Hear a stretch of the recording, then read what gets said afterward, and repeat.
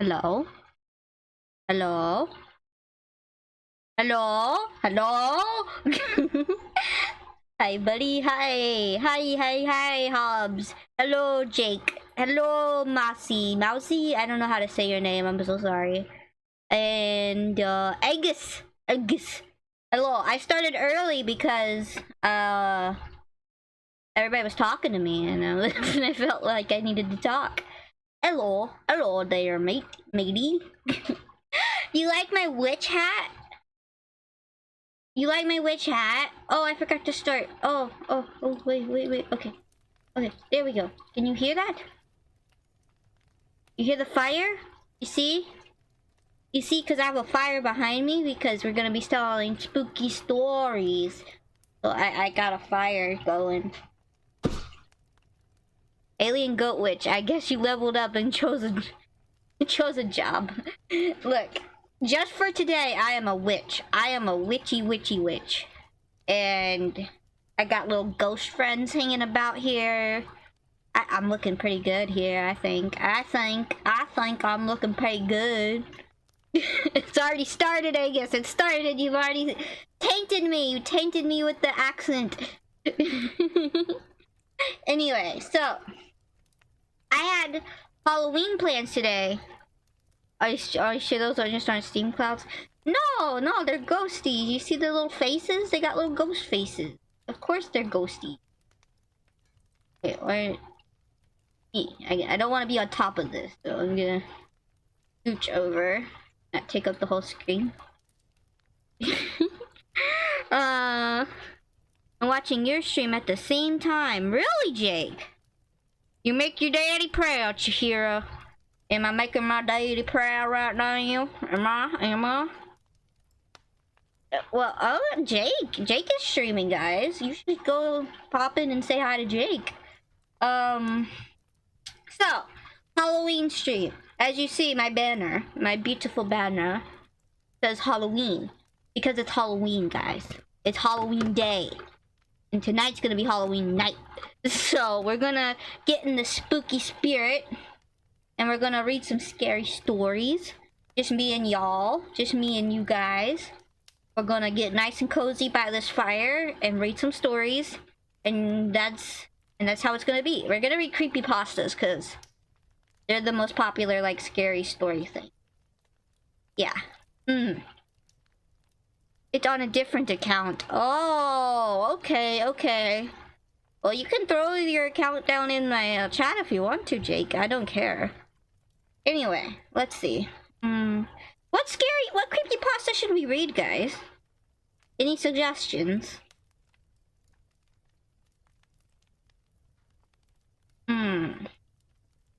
Let me look. Where did I put it? Oh, I think I got it. Which are ones you're into is the real question. Whichever one you guys want. Just give me the name of it. Let's see, let's look at the famous one. The Fleshlight stories from... Fleshgate story? Why did I say that? Oh god, please don't report me. Fleshgate. Okay, alright.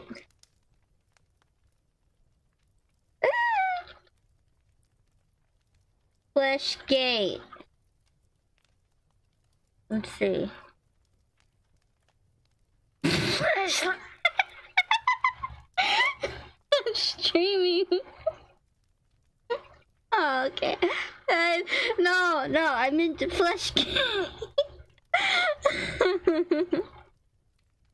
Oh, guys, I didn't mean it. It was an accident. I didn't read it right. Oh. Alright, let me find this creepypasta.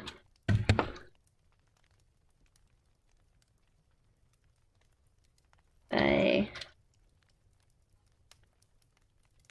X.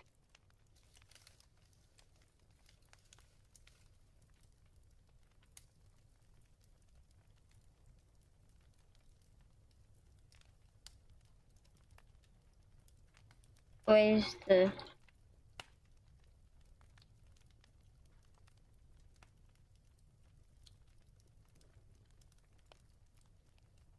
Is this it? I think I found it.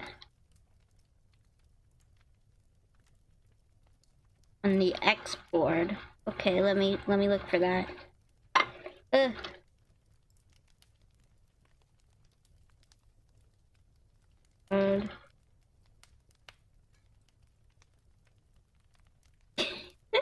Oh, I can't believe I said. Uh-oh.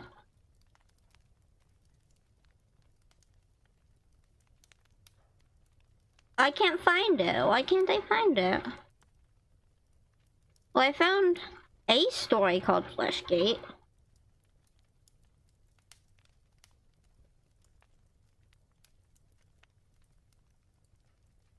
It's long, too. But here, there's nothing wrong with wanting a flashlight in the dark. Oh, flashlight! Yes, yes, a flashlight. That's exactly what I said, guys. I said flashlight. Flashlight. Oh.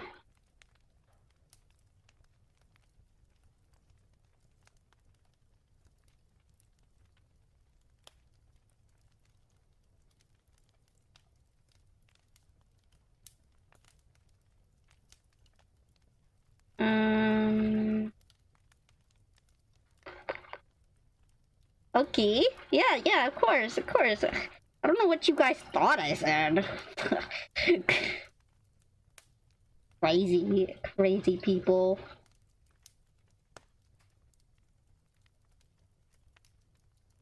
Is this it?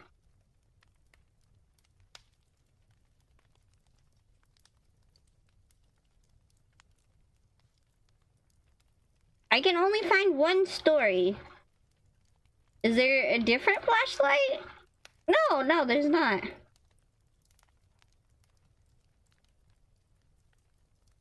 Is this the first one? No? Okay. We'll just go and read some of the famous creepypastas because they're easier to find.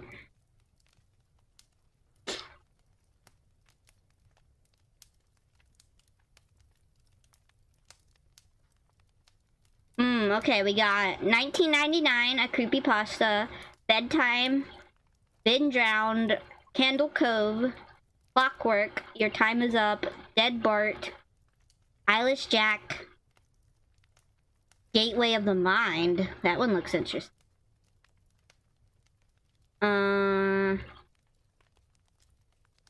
Held. What is held?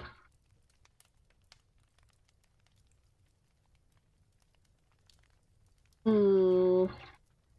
Jeff the Killer, guys. Link to where you can find a bunch if you run out of things / want something new. Okay. Thank you. Licking. Ooh, let's read licking. Let's read licking. I want to read licking. My great-grandmother lived alone up in the mountains at her cabin. Her husband was dead, so she was there all alone.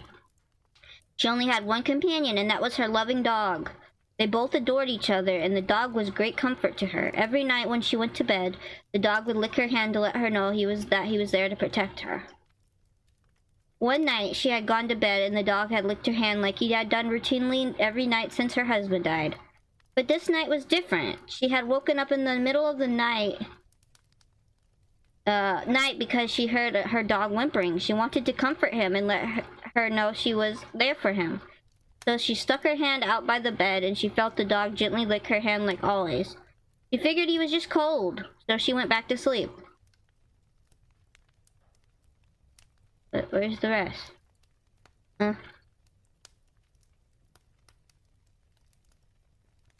Oh, okay.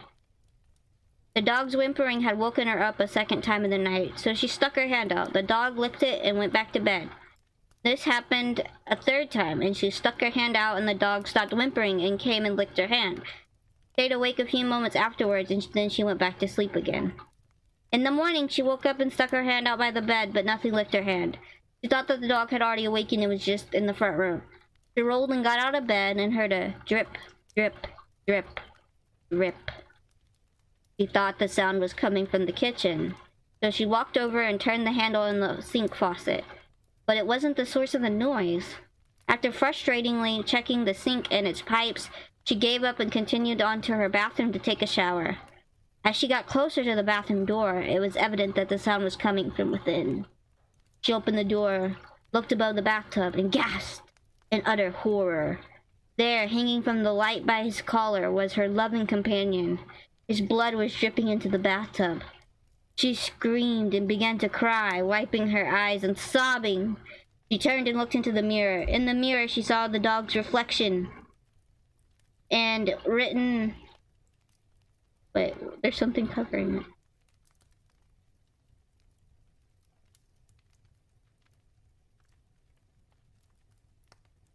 And written in the... She turned in the directions written on the mirror is her dog's blood with drips and streaks hanging down from each letter were the words, "Humans can lick too." That one was stupid. I'm sorry guys, that one was dumb. That's not very scary. Classic Slendered Man too, I bet. That was quite bad. Oh, okay, maybe the popular ones aren't the best ones. He was quite bad. That one was quite bad. That one was not very good.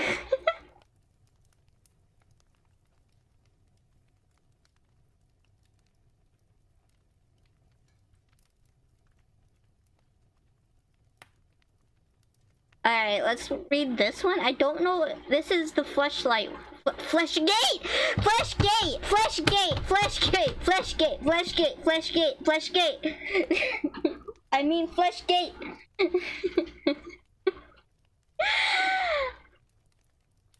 Months later, I remember all of them, down to the slightest idiosyncrasies and quirks. The flashlight is used in the to reveal the flesh gate. They were my friends and they're gone now.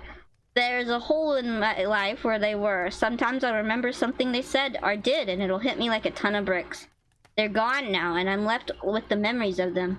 I'm sorry for being maudlin or bringing everyone down, but I think it's the only way I can really introduce my story and explain why I feel like I have to type this out.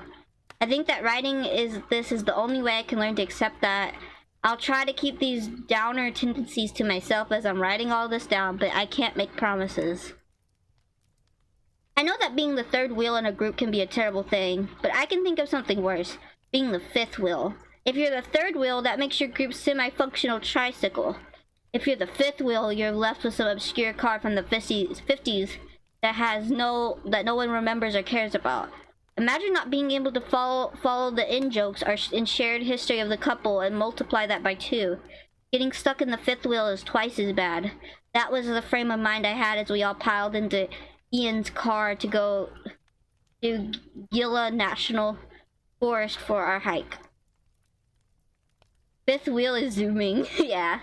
I know that's a weird opening to give all of this after my depressing opening, but I want you all to have an idea of my mindset. I'm not quite sure how to describe all of this, but I do know that I need to tell someone. I need someone else to know what happened and help me to come to terms with it all. I think the only way I'll be able to explain this would be to give you help from my perspective as much as possible. So there we were, driving down to Gila for a hike, with me feeling the fifth wheel wedged between 2 of Ian's friends who I didn't know. 3 of us were cramped in the backseat while Ian and his girlfriend were up front. I looked back at that unnecessary bit of moping back in August 2016 as one of the last few moments of normalcy I would have ever felt in my life. I tried to make the best of the situation. I really did. Ian was always the most social of us. Our mom used to tell us that Ian could make anyone his friend, and that once I had a friend that I kept them. And it was one of those parental platitudes that was given to reassure a socially awkward child that there was nothing wrong. Okay. Unfortunately, it would take me almost 19 years to learn that that wasn't true. Instead of talking to my therapist's diagnosis of social anxiety disorder, following a breakdown after an office get-together as a means for seeking treatment, I used it as an excuse to coaster myself off from the world. I stayed in my apartment when I wasn't working and told myself what I was doing was best for me. Of course, Ian decided that wasn't healthy and convinced me to go on a weekend-long hike with him. It wasn't until I showed up at his house at 6 in the morning on Friday. Just at least stayed home and played some media. Yeah. Means of getting help and breaking me out of... Okay, wait. On Friday, taking the day off after work, that I saw that he had invited others along. I think he saw it as a means of getting me help and breaking me out of my shell. Unfortunately, though, with Ian's extroverted nature, he didn't realize that I liked being in my shell. It was comfortable. A turtle doesn't like being broken out of its shell. After a brief introduction where I caught no one's name except for those I already knew, my brother and his girlfriend Jessica, due to morning grogginess and the rushed introduction, we packed up the car and left for our hike.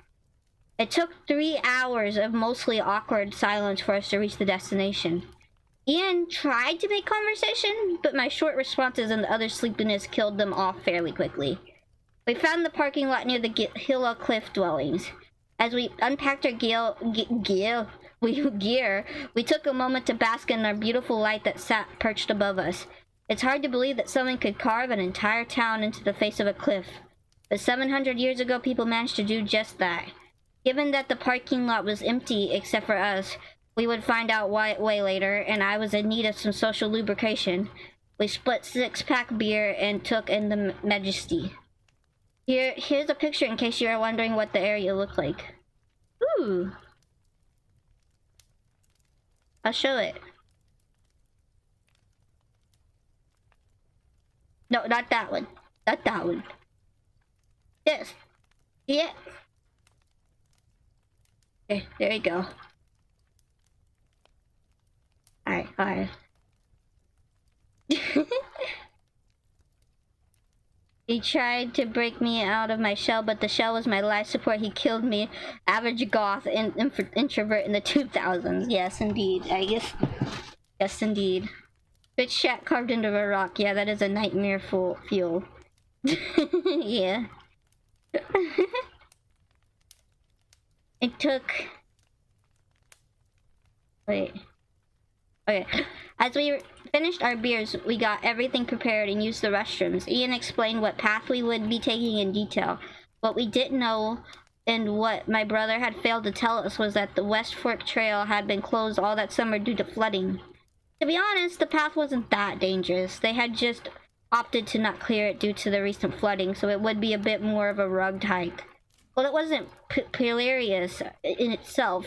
It did keep us from encountering other hikers, which would cause a lot of problems when we actually needed help. Ian figured that we could make about 2 to 3 miles per hour and we would be able to complete the Gila Loop, which was about a 30-miles long with enough time to get back on Sunday and be ready for our respective jobs on Monday. With no one any that wiser, we had backpacked a closed section of the national park. As the explanation was a bit heavy on the names and locations, some of which I can't really recall clearly, I'll opt to include a picture rather than spend a page writing out everything. For the sake of simplicity, this is the path we were planning to take. It's just a map with like a looped trail. In addition, I'll include a more detailed map of the entire area so you can orient yourself if you want to trace the trail we took. If you plan on following along with the path as I tell you about this experience, all I can say is good luck. Even as I stare at it now, I feel as lost as I was then.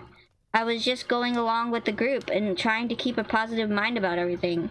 I wanted to try and do a better job of getting to know Ian and Jessica's friends. I think my circumstances had finally begun to set in. I had been living in a quiet apartment in New Mexico for over a year and I had no friends. I would go to work, then home without doing anything else. Sometimes I would spend an entire weekend without saying a single another person. What? Saying a single word to anyone or seeing another person. I knew that if I didn't change something quick, that solitude would become the norm, and that frightened me. Our first day was relatively quiet. We spent majority of the time taking in the sights, soaking in the sun, and breathing the fresh air. The hike felt like we were constantly moving upward. As I was unaccustomed to hiking, I frequently fell behind, but I never completely lost sight of my brother's friends. While we took a break under the shade of a tree whose bark looked like dried scales from some long-dead alligator, I tried to make small talk with everyone. I fell into a quick conversation with Ian and Jessica about their work and what they have been up to lately. When it came to talk to the other two, I only managed to get the conversation going for a few sentences before it shriveled up and died. I remember assuring myself that it would be easier when we stopped for the night. We rested a while before continuing our ascent up the Mesa. This is where everyone realized how truly out of my element I was here. The path up the Mesa was agonizing for me. It seemed to never stop climbing, and there was almost no shade to keep the sun from beating down on us. I was sweating buckets, panting, and wheezing. Whenever they stopped to wait for me to catch up, I tried to pretend that I didn't notice their exasperated whispers or side glances, but it was easier said than done. They seemed like outdoorsy type that had been doing this sort of thing for years. By the time our path started to level out, I was ready to turn around and leave. It wasn't until we reached the top and looked out at everything that I realized how foolish of an idea that was. Even if I was able to convince Ian to give me the key and let me walk back to the car and go home, I had no idea where I was going or what trail markers we had been using. I imagined splitting off from the group and trompling through poison ivy, bumbling into a gang of banjo playing hill folk, or getting lost in the dark, wandering in a circle until exhausted exposure took me. Even if I did manage to hike back to the parking lot, where was I going to go? Would I go back home to my empty apartment, eat a hot pocket and feel sorry for myself again? I decided to tough it out and continue hiking. We made camp at a dry section of Indian Creek after having hiked a decent amount. Ian was confident that we would make it back on Sunday, and that was the next days were going to be less intensive. We ate some food and stowed the rest in a bear bag a ways away from camp. We were passing a bottle of whiskey around in front of a campfire we had built when the conversation shifted to the most awkward moments everyone had experienced. Ian retold a story about the first time he met Jessica at a club where he was way too drunk for his own good and ended up puking into her purse. Jessica bristled out a memory jokingly called Ian an a-hole for that. Each person shared their stories about bumbling first kiss where their braces got hooked together, locking themselves out of their dorm rooms in their underwear, their cringe-inducing high school edgelord personality, and caring for their drunken boyfriend who puked into their favorite bag. Then the bottle came to me, and it was my turn to tell them a story. I instantly knew what my most embarrassing story was the moment we started the conversation. I didn't tell them about the door, though. Instead, I made up a story about ripping my pants in front of a group of people during a work interview that I had probably ripped straight from my 90s sitcom. They laughed with me, and I felt like a piece of shit. They had bothered to reveal their most embarrassing moments and were commiserating in their shared experience, and here I was too afraid to tell the truth. Tell them about the door. The conversation continued for a bit afterwards as we killed the bottle. When it was dead, we all went to bed, still pretty drunk after dousing the campfire. I woke up in the middle of the night, desperately needing the bathroom. Still a bit fuzzy from the bulliot whiskey, I tromped into the woods to do my business. It wasn't until I was about done that Nadia's voice cut through the darkness. She asked if I had a lighter. Since I heard her approach, hadn't heard her approach, the sound of her voice made me jump. It would have scared the piss out of me if I had not just gone to the bathroom. I mumbled something about having a lighter back around the camp. She told me that she had dropped hers and asked me to help her look for it. But I was too out of it to be any good to anyone, so I told her that we'd look for it later. I vaguely remember her mumbling a protest as I stumbled back to my sleeping girl. It wasn't until I woke up the next morning that I realized how stupid I had been. Apparently they heard yowling in the surrounding woods last night. They thought that the sound could have possibly belonged to a Mexican gray wolf. But no one was sure. Ian knew that they inhabited there, but were very uncommon. I paled at the thought of being mauled by a wolf while peeing out in the woods. I decided next time I would wake up Ian before going out in the woods to answer the call of nature. We packed up a while later after a light breakfast and continued our hike. The second day was a lot better. The overbearing sun suffered under previously was hidden behind heavy clouds. We crossed a number of rivers as we followed the 157 to 729 junction. We went along Little Bear Canyon as we headed towards the TJ Coral, which was towards the end of the hiking loop. As the path hadn't been cleared yet, we frequently had to dodge patches of poison ivy and stinging nettles. I fared much better on this hike, and despite nursing a slight hangover, I felt like I was doing a much better job of getting around with my pack and clunky boots that my brother had loaned me. We had made a camp around midday and purified some water from the nearby river, boiling and adding iodine tablets to them. As the last section of our hike. Yeah, I do have some water next to me, actually, I guess. I'll take a sip. Ah, refreshing. Let me see, where was I? We didn't really have many opportunities for drinkable water. I think that maybe our encounter last night with the yipping and yowling wolves had added a bit of seriousness to the hike, as there wasn't as much joking around our conversation this night. We talked a little bit, but mainly just about had something small to eat while we stared into the campfire. Ian and Jessica were the first to call it for the night. I stayed up with the others for a bit, but we were mainly silent. The other two slowly went off after a bit, and I decided to enjoy the warmth a bit longer before getting ready for bed that night. Just as I had finished dousing the fire, I remember Gary coming up to me and asking for the map. He told me he wanted to plan out the rest of our trip. And there was a spring nearby that we should really visit that wasn't too far out of the way. I grabbed the map from Ian's pack and gave it to him before turning in. I woke the next morning to the sound of Ian rustling around his bag. He sounded angrier the longer he searched. He knocked mess kits into each other as he peered into the pack for something he was missing. Frustrated that he wasn't finding the item he was looking for, he turned the bag upside down and dumped out everything. He practically ready to tear out his own hair, and it seemed like he had spent the entire morning looking for that one thing. Wanting to know what was up, I walked up to him and started talking. He asked, "Hey man, you seen the map anywhere? I can't seem to find it." "Where's Gary? I gave him the map last night so he could map out a little detour on the trip so he could visit a spring." "Why don't you ask him? He probably knows," I answered. It was then that Ian said something that, "Gotta get out of here, be good. Talk to you later." "Bye, Hobbs. Thanks for coming." "Where's Gary? I gave him the map last night." Yeah, okay, wait. It was then that Ian said something that changed everything. "Gary? Who are you talking about? Do you mean Oliver? Don't tell me you thought his name was..." I explained, "No, I'm talking about Gary. Tall guy, kinda lanky." "You're joking, right?" He looked a little confused for a few seconds and then made a questioning sound like a really old computer trying to process something moments before it catches fire. The pieces clicked and Ian shouted, "Who the F is Gary?" Getting the attention of everyone in the area. Some guy asked you for a map in the middle of the night and you just effing gave it to him? You handed our stuff to some random stranger you met in the woods? I tried to explain myself and tell him that I knew Gary and he did too, since I remember hiking with him the day before. But I couldn't find the words to convey that. It was just here that Jessica stepped in and asked what was going on. Ian vented vitriol.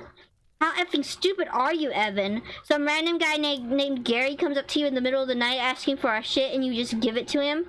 Jesus Christ! We needed that map to get around smoothly since the trails out here haven't been cleared."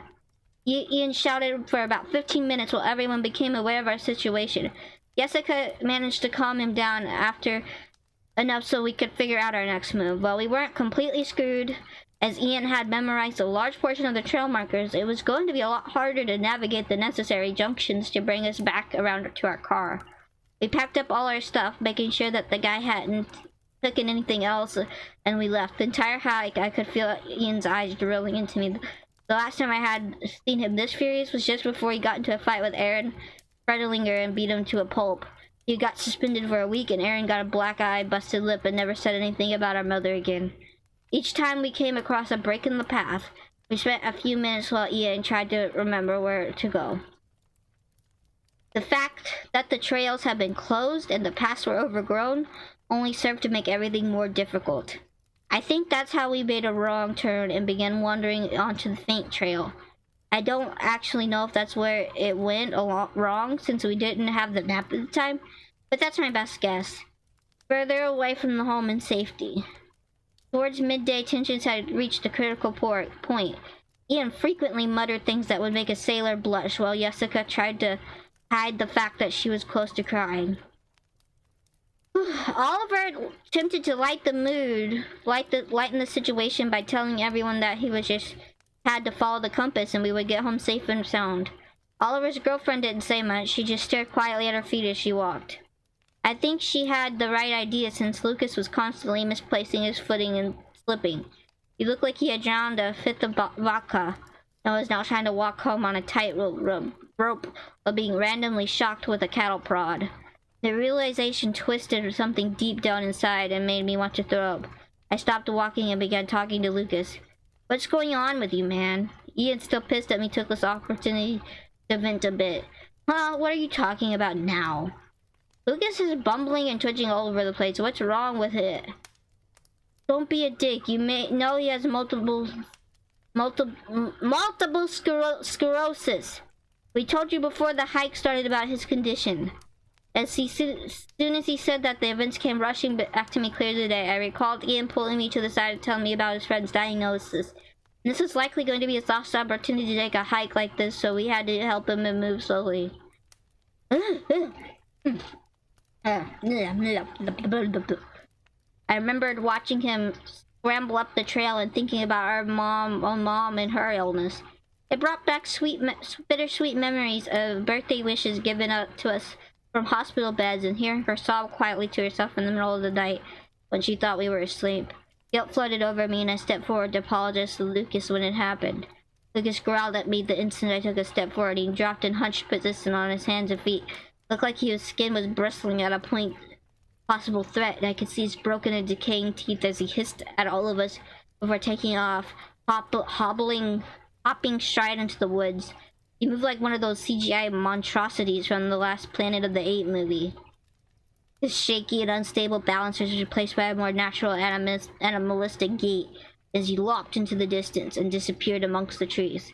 The last thing I saw was what I assumed was his clothes slogging off his body and revealing that they were actually clothes but gray folds of skin. Taking in the H2O to stay healthy. Okay. Bah.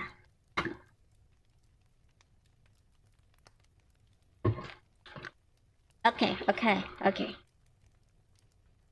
Well, what the fuck? As soon as Oliver said those words, it was like a switch had flipped in the set and everyone did panic mode. We began to run along the trail as if it would do us any good. The only thought in my head was to put as much distance as possible between me and that thing. I think it took a good 15 minutes for us to run out of energy in our heavy packs and the disorienting nature of the woods. As we tried to catch our breath, I surveyed the area around us and came to a terrible realization. In our panic, we had run off the path and we were now deeper in the woods. We tried to make sense of what we saw. I just remember Ian mumbling the same phrase over and over. What the hell was that?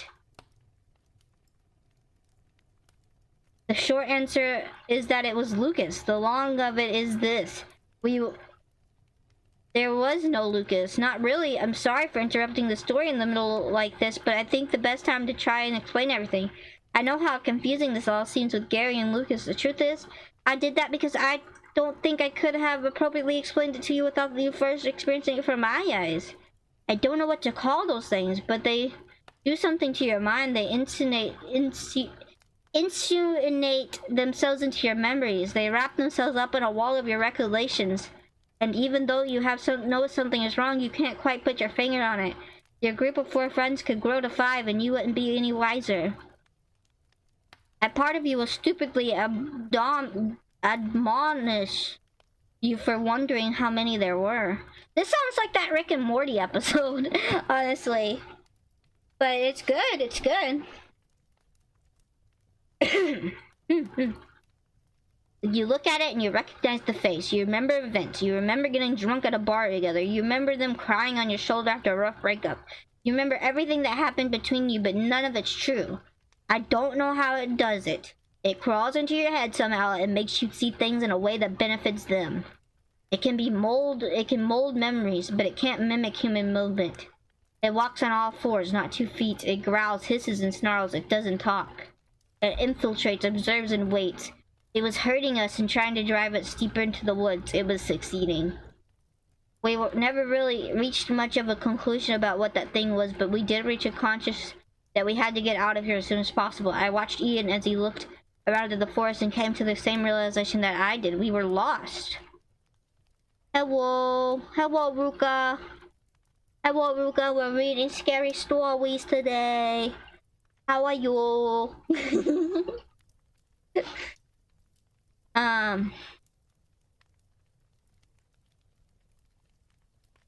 He didn't tell the others. I think he realized that panicking would only get us into more trouble. Instead, he told us to follow him. With the shock of our encounter setting in, we could do nothing but follow his lead and hope it all worked out. As we walked, we could hear the sounds of distant animals yowling and calling out to each other. The terror of our situation deepened as the others whispered that those were the same noises they had heard the first night out in the woods. Whatever this thing was, it was following us and calling out to the other things in the area. At the time, I couldn't stop thinking about one of them barreling out of the underbrush and sinking its black and rotting teeth into my neck before the rest of the group could react. I remember brushing the thought off and mentally reassuring myself that there were 6 of us here. We had actually encountered one of those creatures. 6! If I remember correctly, there was 4, right?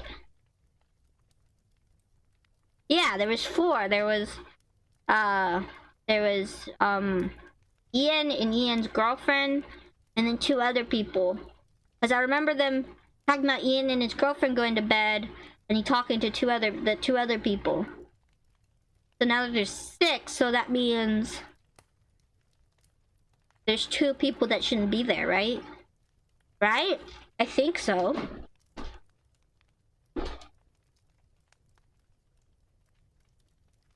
Okay. And we had only actually encountered one of those creatures. As the day pressed on and we seemingly wandered south in the attempt to pick up another trail that could lead us back to the parking lot, I couldn't help but shake a nagging feeling in the back of my head. It felt like I had forgotten some important deadline that I should have never forgotten about. It wasn't until Oliver mentioned his wish of being back in the car that Yasuka stopped dead in her tracks. We all turned towards her, but knew that what was coming the second she asked. We only took 1 car down, right? Ian snapped. More fearful than frustrated. Of course we did. Remember how cramped out everyone was in that tiny ass Prius with all of our camping gear smashed in the trunk and on our laps? What about it? Yasuka went wide as if the first time that Ian had ever raised his voice. She paused for a moment before asking, how many of us are here right now and how many does your car seat? Ian's car sat 4 people comfortably, 5 uncomfortably, and there were 6 of us out in the woods at that moment. Everything happened at once. Ian swore. Oliver's girlfriend gave a half shriek and a half gasp, while I looked wide-eyed from person to person, trying to figure out which one of us didn't belong there. Sarah was the only one who managed to say something, and that was me, Sarah. She hadn't finished her words before her jaw dropped open. I don't mean that it dropped open like she was astonished or something. It popped open like it had dislocated from her face.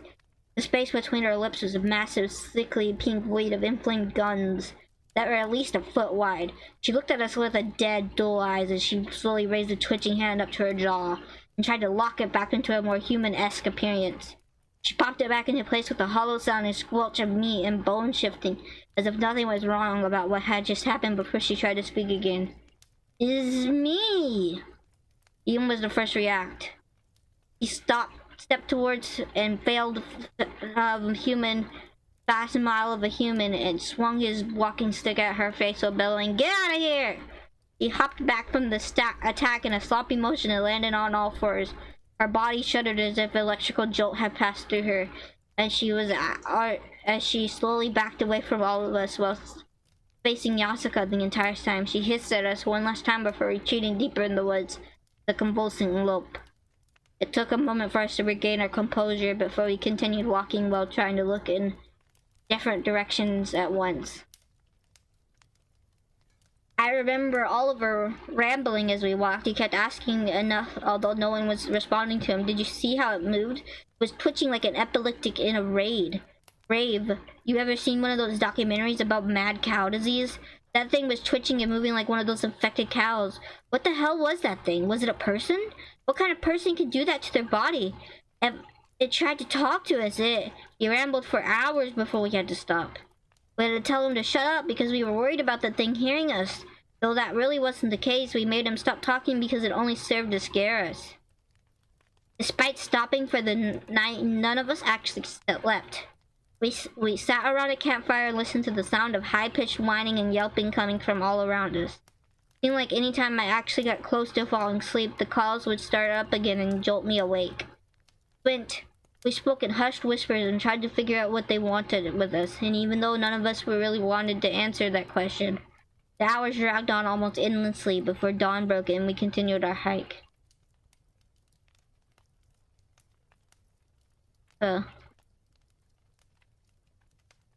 Sounds like skinwalkers as an experienced paranormal enjoyer. Yeah, it does actually. It does sound like skinwalkers.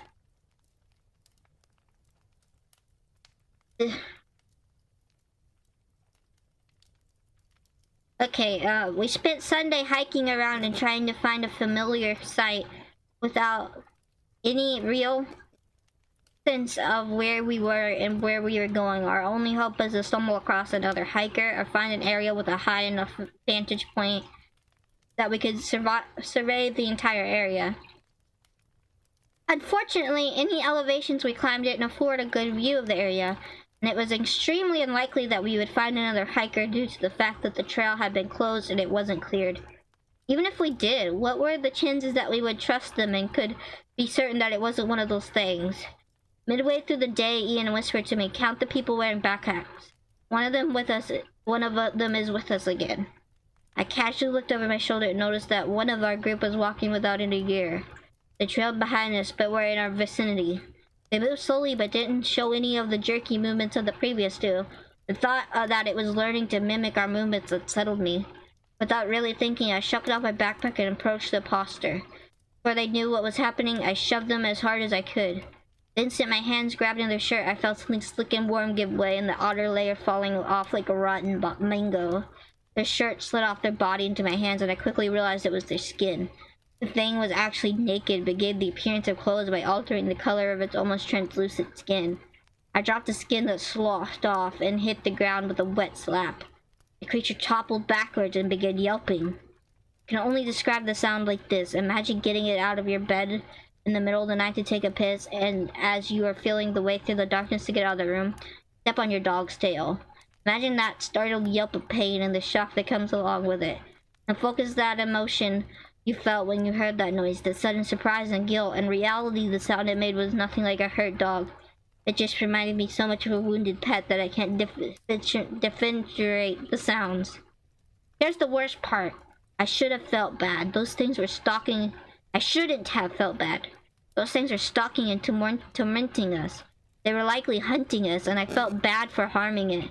I should have felt bad about it. I shouldn't have felt bad about it, but I wanted me to, so I did.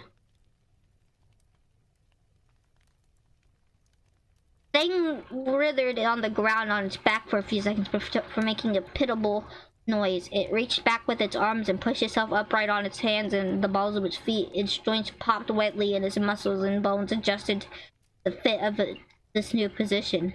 It crab walked away while shrieking the entire time as Ian pursued it with his walking stick, hoping to catch up to and cave its head in.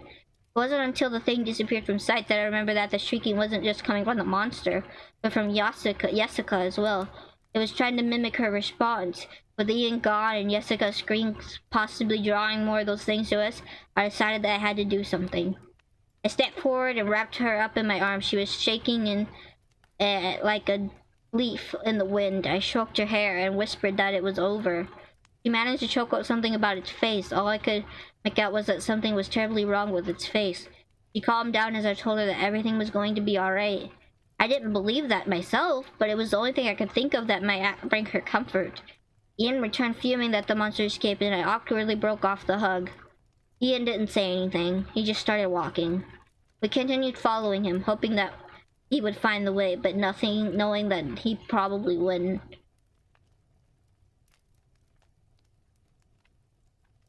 Let me check what you're saying, I guess. But flesh gates are just the Nordic European version of skinwalkers as far as I know. They aren't the same being, but similarities in many ways.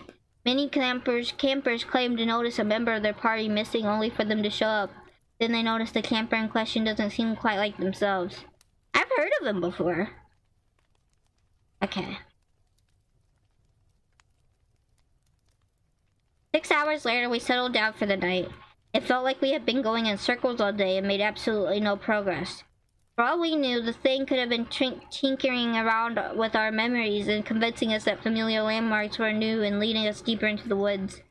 I didn't tell the others, but I think that I knew what those things wanted from us. They wanted to lead us deeper into the woods. They were trying to force us into exhaustion. When we were too weak to defend ourselves, they would descend upon us and eat us. Oliver was right about that. If that thing is similar to us in any way, then those twitching spasms were likely some sort of Korean disorder that came from eating humans. After eating some jerky, since we decided against having a fire and drawing more of them to us, we reached the conclusion that we would have to sleep in shifts. I volunteered for the first watch because my insight into the monster behavior had robbed me any desire to sleep. The others went off without so much as another word. They were exhausted, and it wasn't until an hour into my watch that I realized that I was too. Even given the monster's grotesque appearance, everyone needs sleep. Jessica joined me about 2 hours into my watch. She admitted that she couldn't sleep after I encounter with the creature. I nodded in agreement. Both of us had seen something terrible that the others hadn't. We walked for a good 30 minutes We talked for a good 30 minutes about what we thought was going on and how everyone was handling it. She was worried about Ian. She confessed that he was acting erratic and that he was scaring her. I wrapped my arm around her for a moment and told her that we were all scared. She looked into my eyes and told me that she was glad I was here, and I felt something twist deep and down inside me that I buried a long time ago. Is he in love with her?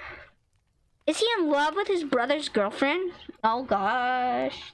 The drama. When I first met her, the longer she stayed with me on watch, the more personal our conversations became. She confessed that she and Ian had been fighting a lot recently, and that she was wondering if they were going to work it all out. At the start of the relationship, they were great together. He made her feel wonderful, but there was something that didn't feel right, like there was something missing. I listened to her talk about everything that was going on in her life, and I knew I had to do something. I knew that if I didn't do it now, I would regret it. I had to tell her about the door.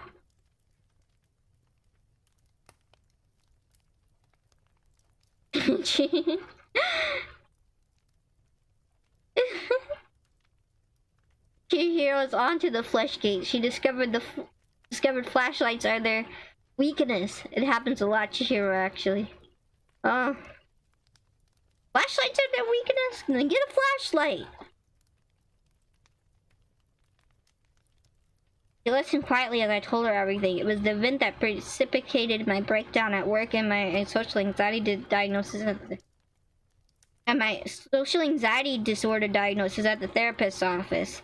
Everything started off simply enough. One Friday at work, I was in the lunchroom eating my sandwich and reading a book as per usual, while my coworkers talked about their plans for the weekend. One of them were having a housewarming party and they were inviting everyone at work. I figured that the invitation was only extended to the people he's talking to until he asked me if I would be able to make it on Saturday. As it was the first time I had been invited to hang out after work, I chose to go. I spent all of Saturday getting ready, planning what were interesting topics to bring up in case there was a lull in conversation, and the bottle of wine I was planning to give him as a housewarming gift. After psyching myself up, I left to go to the party with the bottle in my hand and my spirits high. I convinced myself that I was going to be the life of the party, and that maybe if I played my cards right, I could finally find a friend at work that would make time fly by instead of dragging on. It wasn't until I reached the house that the false bravado began to crumple apart. I stepped in front of the neighbors' houses. Everywhere else had already had a car parked there. It was then that I felt my heart beating like I had just run a mile. I began heading up the driveway with the wine bottle slick in my hands from my palms sweating. It wasn't until I reached the door that I realized something was terribly wrong. All that excitement I had been building up since Friday afternoon was now replaced with something else, apprehension. All those thoughts I had thought up something boring and all the thought up seemed boring and all the reassurance I had given myself seemed hollow. I didn't feel prepared for this at all. At this point, a small part of me whispered something that was stuck with me to this day. That voice intimidated that they actually never really wanted me to come out. They had only given that invitation as a courtesy and didn't actually expect me to come out to their house. It said that if I knocked on the door that I would be making a fool out of myself. It told me that I wasn't even comfortable in my own skin, so how could I even dare to imagine that they would enjoy my company? They wanted to celebrate with their friends. They didn't want to listen to me fumble for something to talk about. All those fears flashed in front of me, taunting me, demanding that I knock on the door and make myself look like an idiot. The part of me told me that I was better off alone, and I listened. I turned around without even knocking on the door and I left. No one had come in and the music was playing loudly, so I doubt they would have heard me anyways. I shouldn't have been there in the first place. Maybe I saw them watching me from the window, maybe I didn't. Maybe they were laughing at me as I drove away, flustered and embarrassed. Maybe they went back to the party and joked about the social R word who had seemingly freaked out and run away from their house while I went home and cried in the shower. Maybe.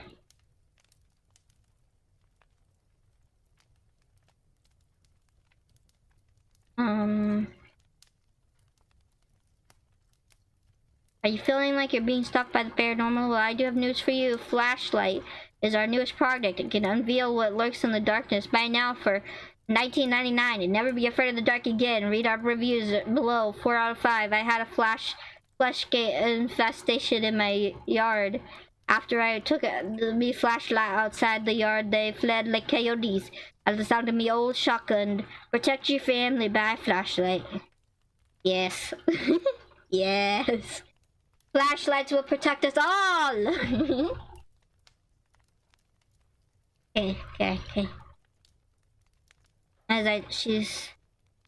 Yasuka listened as I told her the story. She smiled sadly as I started to cry into her shoulder. All those feelings I had experienced outside my coworker's house came rushing back. All that fear, foolishness, and fatalistic failure smashed into me like the waves on the shore.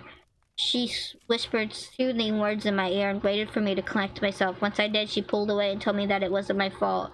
It was there under the moonlight with her face inches away from mine that I did the worst thing I had ever done in my life.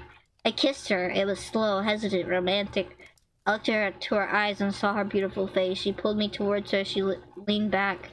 Lost in the moment, I held her, kissed me while telling her all the things I should have said when I first met her and realized that I love her. I told you this was going to happen. I told you. Told you. Flashlight sponsor win. I don't know. Hopefully soon. She was warm. She smelled like wildflowers. Wait. I should have told when I first met her I loved her. I held her like that for a moment, afraid that if I let her go, I would lose this perfect moment. She's warm. She smelled like wildflowers. She smelled like happiness. For the first time in what felt like a lifetime, I felt comfortable and content. I don't know when I drifted off, but I remember waking up in the love-drunk excitement of the previous night. I didn't think once about Ian or the consequences of my decision. I only thought about Yasuka, and I forgot that she was his girlfriend. What I did last night was a beautiful mistake. I convinced her to cheat on him with me. I needed to tell him before the truth came out. I needed him to understand how I felt. I got up from the ground and stretched. Yasuka assumed she had gone back to her sleeping role in the middle of the night. I walked over to Ian, who was waking up. He rubbed the sleep out of his eyes and asked me if I stayed up all night. The words bled out of me like they once started. I couldn't stop. I don't know what happened, man. We were just talking in one moment, the next. Oh, Jesus, I didn't mean for it to happen. You know I love you, man. I wouldn't do anything to hurt you. It just happened, and I can't take it back. Yasuka's cry of surprise cut me off before I could. Both me and Ian turned around to her stress. And we knew instantly what happened. The backpack with our compass, food, and water had been stolen. It knew. Don't you see it? God damn it! It knew that we could identify it without a backpack, and it couldn't shape its skin to take the appearance of one, so it stole them away from us. Now the next time it wormed its way into our group, we wouldn't be any wiser. Jessica and I never talked that night. Jessica never left my brother's side that night. They had zipped their sleeping rolls together. She didn't open up to me about her worries then, and I never actually kissed her. I poured my heart out to a thing wearing Jessica's skin while it was in my arms. I confessed my truest feelings to it. Oh, wow! So that wasn't even her? That wasn't even her? Oh, that was one of those things. Oh gosh. Oh, he kissed it. He kissed it. That's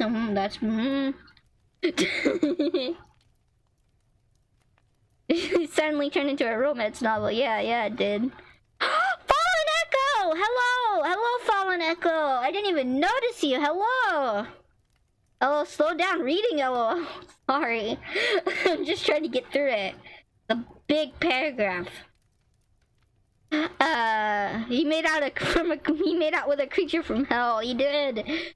What was he thinking? Oh no. It's mushing all together, lol. Yeah, I know. I read so fast because I'm trying to get through it because there's a lot there. But yeah, I should slow down. I need to drink some water. I haven't drank some water in a bit. Let me.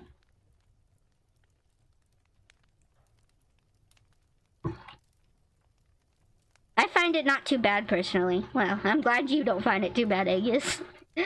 I'll probably start doing it again. Okay. Back to the story. He was making out with a creature from hell.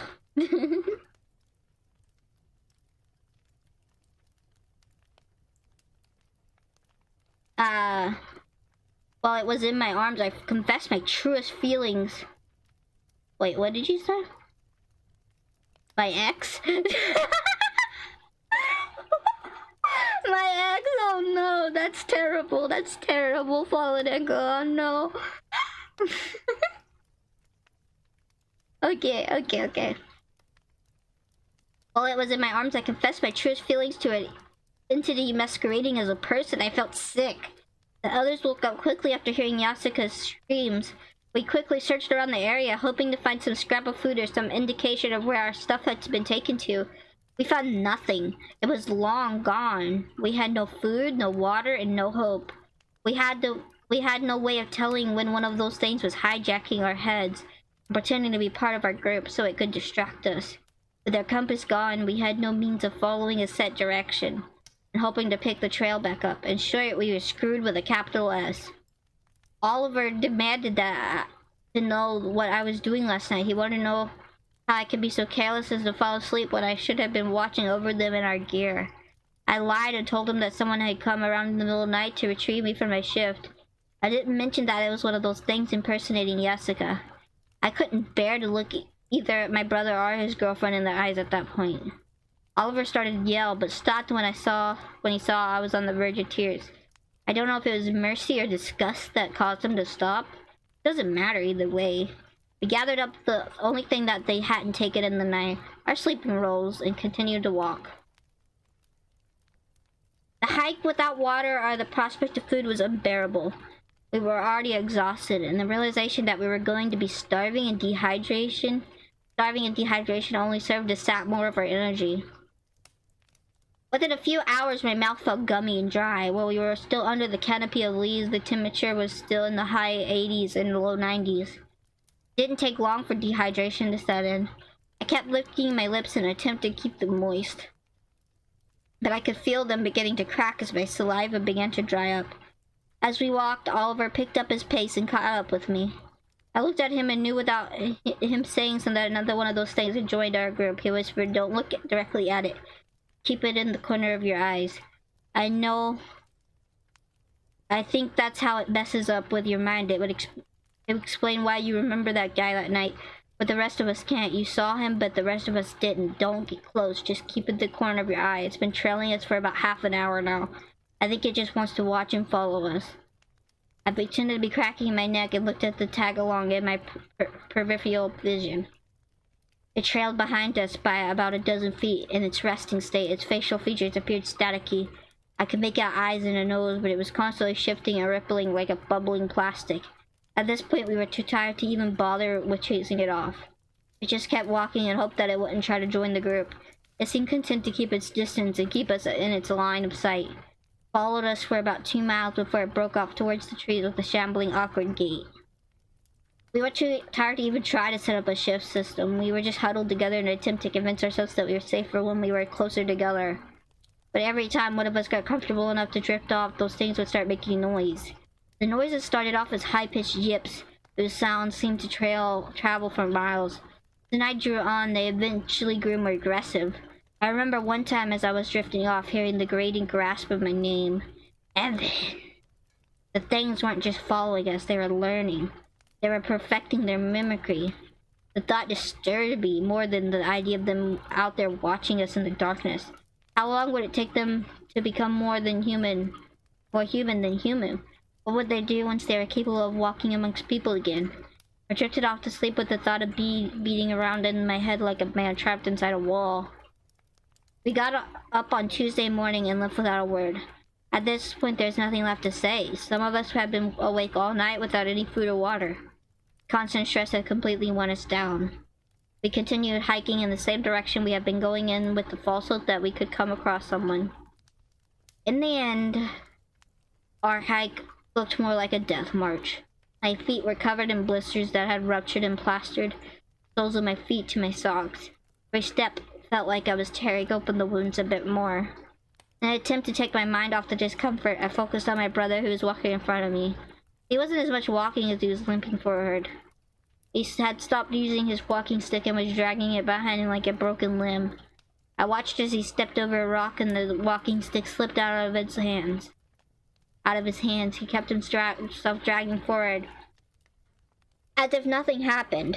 He didn't even register it falling out of his hands. It was at that point that I knew something was wrong. I knew that my brother wasn't my brother anymore. I quietly picked up the stick as I passed it. Amy went to call out to him and ask if he was alright, but I shushed her. I was so sure that one of those things had replaced him and was now leading us deeper into the woods.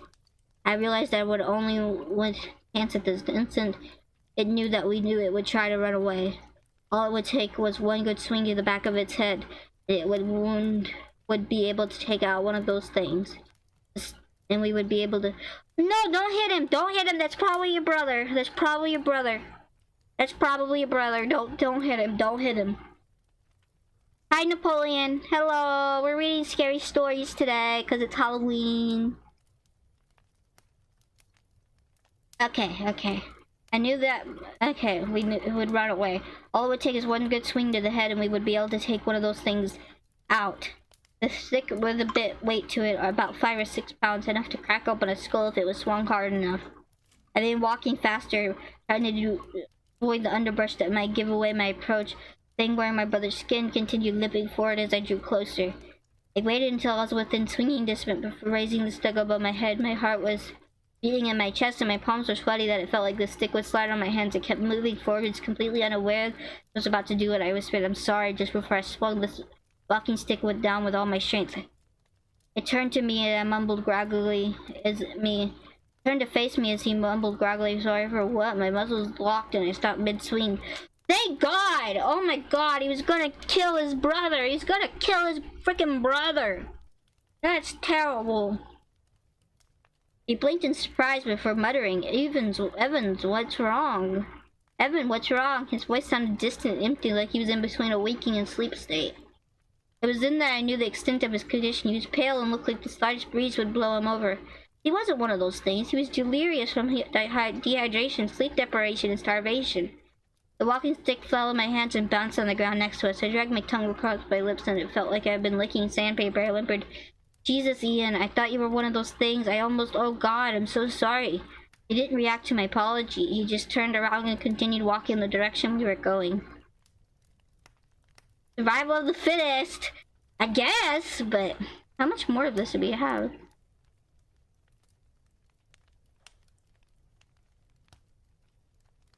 Amy just watched everything unfold numbly before she started following him. Oliver shook his head sadly but didn't look away. His eyes are glazed and his lips are cracked and red from rubbing at them. I watched my brother shambling forward and it reminded me of one of those old voodoo movies where someone is put into a trance and forced to walk until they die from exhaustion. His mouth hung open and moved like he was being dragged along with puppet strings. I picked up the walking stick and began to follow them. I wondered how much longer he had left in him and what any of us could do if he just fell over and stopped walking. Wondered how much longer any of us had. I don't know how long we walked. Everything melted together in a muddled something at that time. I remember losing my footing, tripping a few times, and I barely felt it. The third time, I didn't even realize I was laying on the ground until Jessica stepped on me as she was passing by. There was no apology. She was far too gone to recognize what she had stepped on. I dragged myself to my feet and felt lightheaded, but continued putting one foot in front of the other. The fifth time I fell, I wonder if it would have been better to just lay down and wait to die. An excited yelp behind me, one of those things drove me to my feet. It wasn't until we bumped into the sign for Little Bear Canyon that I realized how close we were to salvation. The post for Little Bear Canyon had been branching sign that pointed to the direction of TJ Coral, where there was a few miles where we started.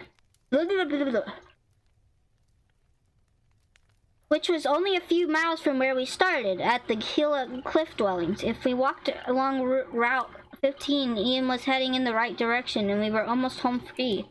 In my excitement, I'd been calling to the others to let them know that the inn was near. I looked around me and shouted, "Jessica, Ian, Oliver, Heather, Amy!" There's one of them that shouldn't be there. I know where we need to...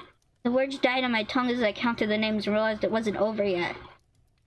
Yeah, there's one too many. One too many, and there's another thing with them. The others kept moving as if they hadn't heard me talking. The imposters shuffled alongside us, and for once it was easy to identify them. I don't know whether or not they let down their guard after seeing our conditions, but this one was obvious. She moved slowly, but her movements didn't convey her exhaustion. Everyone else was sweating and looked like walking dead, but she was fine. I waited for her to get close enough to follow the trail, and the others were going down before I realized Ian's walking stick. Before I raised Ian's walking stick and grabbed, "Turn around right fucking now, I can see you." She turned around slowly and I felt my heart skip a beat. She looked almost exactly like Jessica, except for the brown tinge to her hair. She could have been her twin. I knew what it was planning before it opened its mouth and asked, "What are you doing, Avon?" "Don't call me that," I winced. "What are you rambling about? Please move out of the way. We're almost safe from those things." "I know what you are." Heather turned white at the realization. She began speaking quietly. "I'm not one of those things. Please, Evan, you have to remember there were 6 of us. Those things want us to think there were only 5, so to take one of us without others caring. So they can take... Those things don't want us all. They only want the weakest one. Please, let's go before they catch..." "Shut up," I snapped. I raised the walking stick in my hand and brandished it at her. "Think about it, even. Do I move like one of those things? Do I speak like them? What should be enough to prove I'm human?" "No, Ian's my brother. Jessica's girlfriend." "I'm your girlfriend. I sat on your lap on the car ride. Please don't kill me, Evan. I love you. Don't you remember, Evan? I love you." I lowered the stick that was in my hand, and the memories bombarded me. I had met her the one night when my brother forced me to go out to a club with him. Heather had been sitting at the bar all night drinking. It wasn't until she tried to stand up and fell in my arms that we actually talked. I remember lazy Sundays in bed watching cheesy B sci-fi movies. I remembered holding her close to me after making love and hearing her whisper sweet nothings to me. I remembered our life together. I asked Heather, "I'm so sorry, I didn't know." She cooed, "Evan, it's not your fault." She went to touch me and I sprang back like I had been bitten by a snake. The instant I heard those words, I knocked. The stick caught her unaware in the side of the face. I felt her jaw give way under the sudden attack. She burbled through broken teeth. "Oh!" The second strike dented her temple as the temporal bone shattered. She kept talking, trying to talk, but it was too late, and too much damage had been done. The door was shut to me now. I kept swinging this walking stick down on her head until it splintered and snapped. I looked from her twitching body and saw my brother watching me in horror. "Heather, oh my God. I spoke through gritted teeth and regarded him with red-rimmed eyes. Come on, we have to go. He went to keep talking, but I walked past him. I didn't want to explain to him.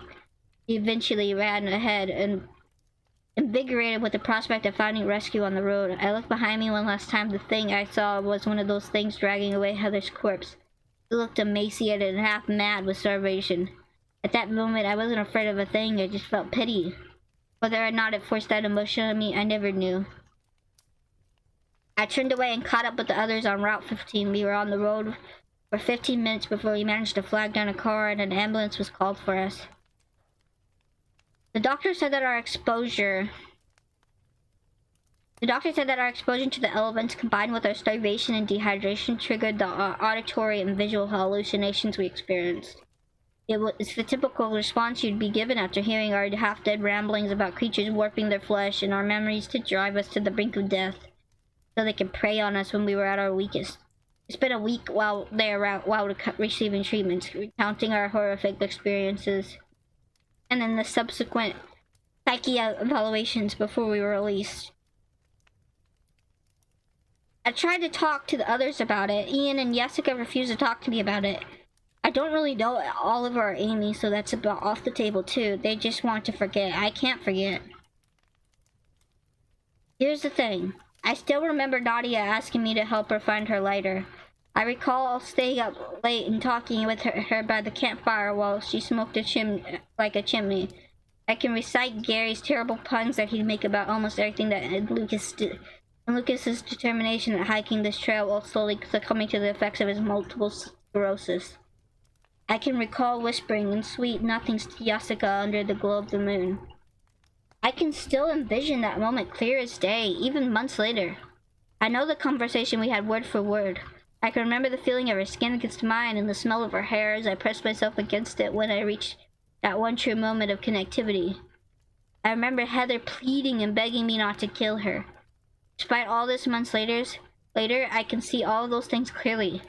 Sometimes late at night, I can even remember driving up to Hilo National Park with Heather sitting in my lap, playfully grinding against me and telling me how fun our hike was going to be. Sometimes I think about that memory more than I should. Since I can't talk to my brother or Jessica about this, I have to find some other outlet. I guess I'm writing all this for that one reason.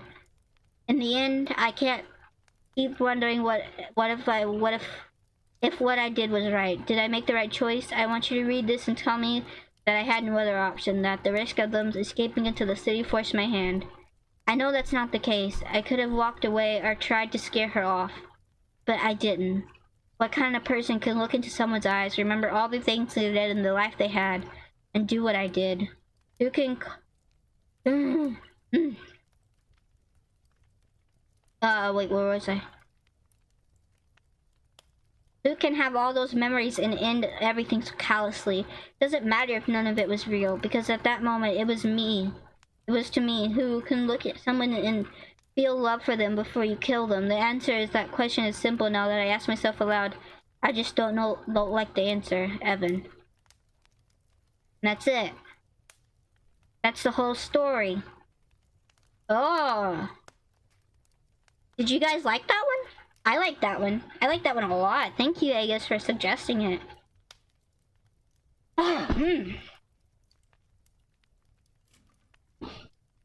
Sad emotes. Yes.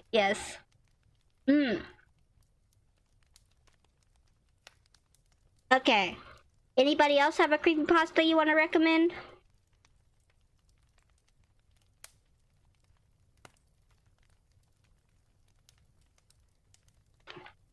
As if you do, now's the time to say so.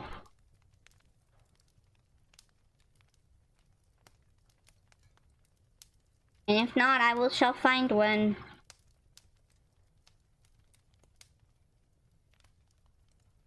Nice hat. Thank you, Napoleon. You like it? It's, I'm a freaking witch. Because it's Halloween.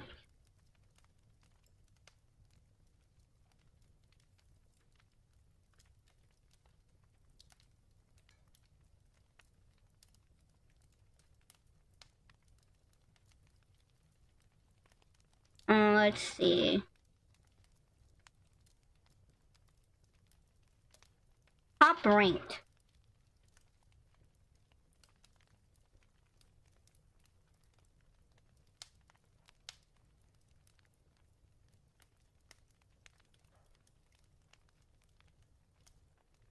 A goat witch. Yes, a goat alien witch.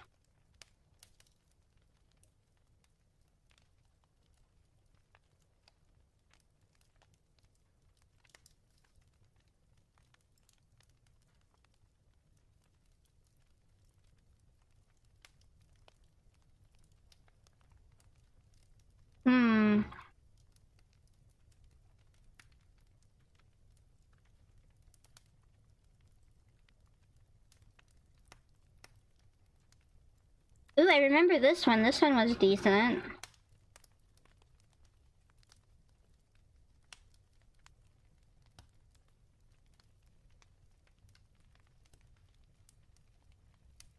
Let's do...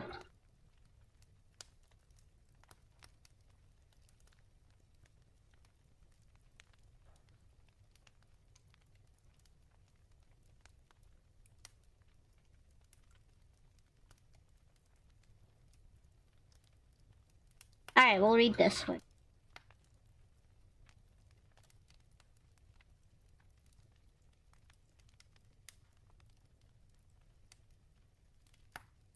Alright, we're gonna read Those Deep Dark Wells, written by Michael Page. Happy Halloween, y'all! Yes, happy Halloween! What are y'all doing for Halloween, by the way? I don't think I've asked. Do you have any plans? Are you gonna dress up? I know what you said, Napoleon, but I wanted to see if anybody else did. Terrible thing happened at night, as most terrible things do.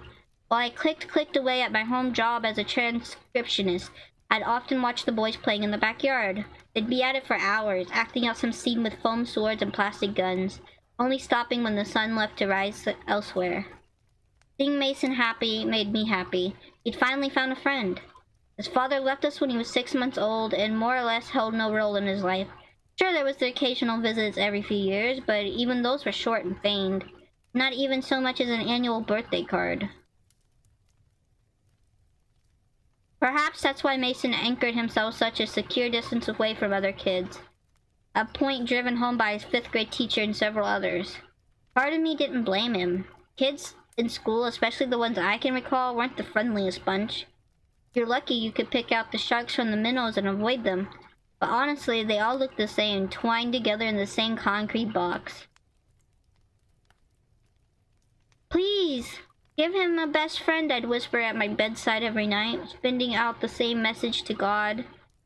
Or at least, to something just as benevolent. To hear my prayer, give my son his first best friend. Then one day, such to my wonderment, Mason brought Todd home for a play date. He was a petite boy with mismatched clothes, unkempt hair, and the bluest eyes you'd ever seen. I was ecstatic, relieved that my son had finally cracked open his shell and found a buddy. I saw him at the park, Mason told me when I asked how they met. He was sitting alone in the swings, like he was sad. When he saw me on my bike, he waved, and I waved back. Then we hung out, and he was really cool.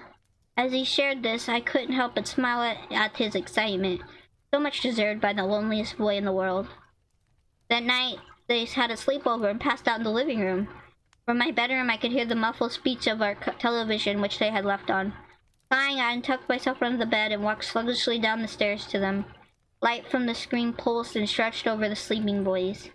Mason was swaddled in his blanket on the floor, while Todd was curled up on the couch. I scanned for the remote, and after no luck, I moved to shut it off myself. Frick! A lone bag of chips crinkled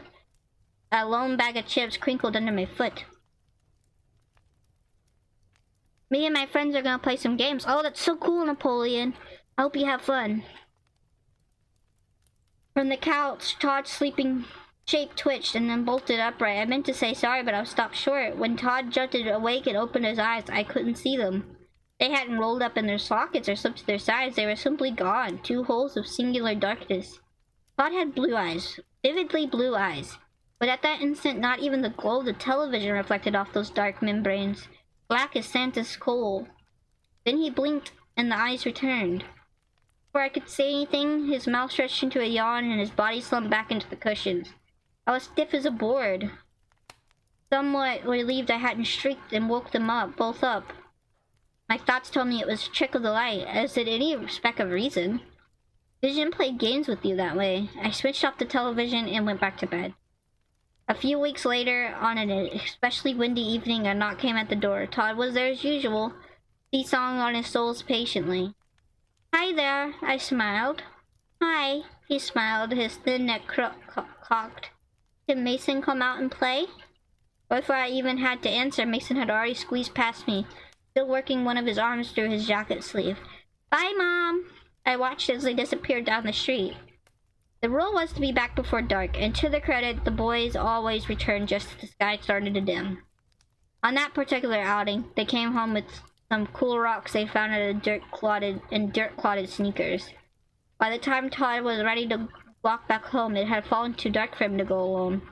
I gave him a ride, and both boys in the back seat. It wasn't a far drive, as his house was only a few streets away. Every so often, my eyes would slip back to the rear view and see Todd watching the street, Mason dozing off next to him. As we passed beneath the street lamps, a bar of light would creep through the window, roll over his face, and vanish over his head. The car suddenly rocked as my wheels rolled to a hastily oversped hump. His gaze left the window and met mine, only this time as the slanted light skimmed over his facial features, blue eyes did not look back at me. They were gone, blotted out by the same oily darkness. Silent, murky circles, even his skin, in just that quick moment, looked different, like dry, mottled clay, fit poorly over a skull, lips bloodlessly shriveled. I slammed on the brake, jostling all of us with a sudden lurch. Mason gasped into a wide-eyed awareness. As fast as it happened, the straight-faced horror in my back seat turned to a sweet young boy, shocked and surprised. "Sorry," I breathed. "Sorry about that, guys. I thought I saw a cat in the road." We reached Todd's house, a white ranch style with a flowing dogwood tree in the front yard. As the boys said their goodbyes, I could only stare into the dashboard, my heart sending tremors down my arms. The world felt off its tilt, as if that line separating actuality and nonsense were blurred. I was disappointed by how real it seemed, his eyes like deep, dark wells, his unhealthy skin stretched and pulled like a death mask. My thoughts clashed with the fold of my brain that formed logic, and eventually logic won. It was all in my head. Period. But despite how far-fetched it sounded, I actively avoided eye contact with Todd, even giving a simple sliver of an opportunity for that oily pitch to return. If it happened again in a passing glance or quick double take, I'd be back to circling the rim of mental collapse. A week later, I went to pick up Mason from Todd's house. I pulled up along the curb, texted, "I'm here," and waited there for some time. There were no signs he'd read my messages, nor did he answer any of my calls. When I got tired of waiting, I twisted the keys out of my ignition and made my way up to the slim walkway. The house was missing a great deal of shingles, which scarred its roofline in dark patches. The rain gutters were clogged and stunk of decomposing leaves. I knocked briskly and waited, the door unlocked and only partially opened by a door chain. "Yes?" the face peeking out asked. His voice was nasally, like it was lodged somewhere in his throat, right in the pit of it. "Hi, I'm Holly, Mason's mom, here to pick him up." The door closed and then opened fully as the chain slid out of its holder. The man on the other end was lanky, with onset baldness and widening his forehead, his eyes tired and heavy. "Oh, sorry about that," he said, flashing a thin-lipped smile and offering a handshake. "David, the boys are probably still on their way back, but they'll be here any minute now. You can come inside and wait if you'd like. Got some tea ready to go." I took him up on the offer and followed him inside. At our immediate right was the living area, where a woman sat watching a rom-com on the television. Paying no mind to the sound of the door, she kept her back to us. Beneath the show's timed laugh track, I could hear the sound of hard, labored breathing. Hanging over the side of the sofa drooped a thin, skeletal wrist. On the wall, a gray Kit Kat clock shifted its eyes and wagged its tail. The kitchen was small, with a triangular arrangement of sink, stove, Sink, stove, and refrigerator. A small dance between the three. Oh,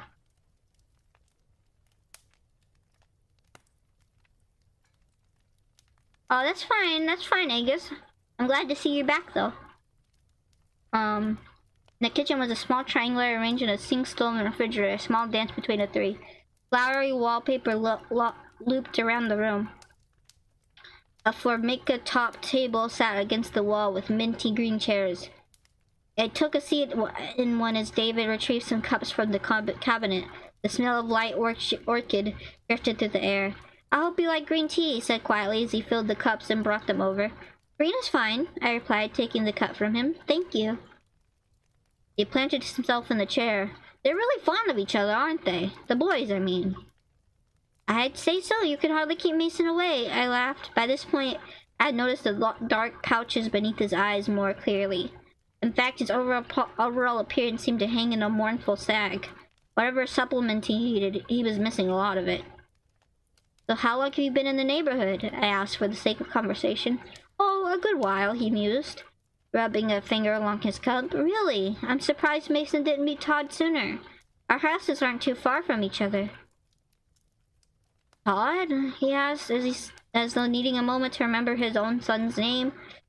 "Oh, yes, that is pretty surprising. He gets around." "Mason never sees him at school. Does he go to a different district?" Lines creased his mouth. "School, well, From the living room, a harsh guttural coughing reached us. David's neck swiveled toward the sound. "Excuse me, my wife needs me." He left his chair and hastily went to her. Not too long after that, the door opened as Todd and Mason arrived. As we said our goodbye to David and his silent wife, he clasped my hand in a tight shake. "It was nice to meet you, Holly. Really it was."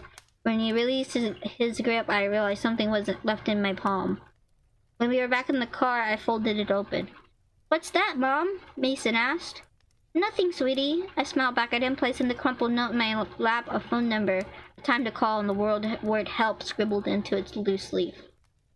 It was nightfall when I unfurled and read it again. I was in the backyard occupying a seat at our fire pit, my cell phone in one hand and a cigarette pinched in the other. The note said to call at 8, which was only 5 minutes away. As the time drew closer, my chest grew tighter with anxiousness. Moments ago, I'd snuck into my own room, pulled out a half-bottle, bottom shelf and unearthed the pack of Marlboros hidden there. 3 years I'd been without them, and 3 years I'd kept my promise to Mason to stop smelling like an ashtray. But tonight, shamefully, they were the only thing holding me together. When the clock on the phone pulsed 8, I took a long drag on the cigarette and dialed the number. The tone sheared in and out a few times and finally connected. "Hello?" David's voice chattered on the other end. "Who is this right now?" My heart rattled in my throat. "It's Holly, Mason's mom." The voice exhaled and then returned briskly. "I need you to listen to me, okay? Are you listening?" Yes, I'm listening." "Keep it away from your boy." The fire pit popped and spat a few embers. "Keep what away? What are you talking about?"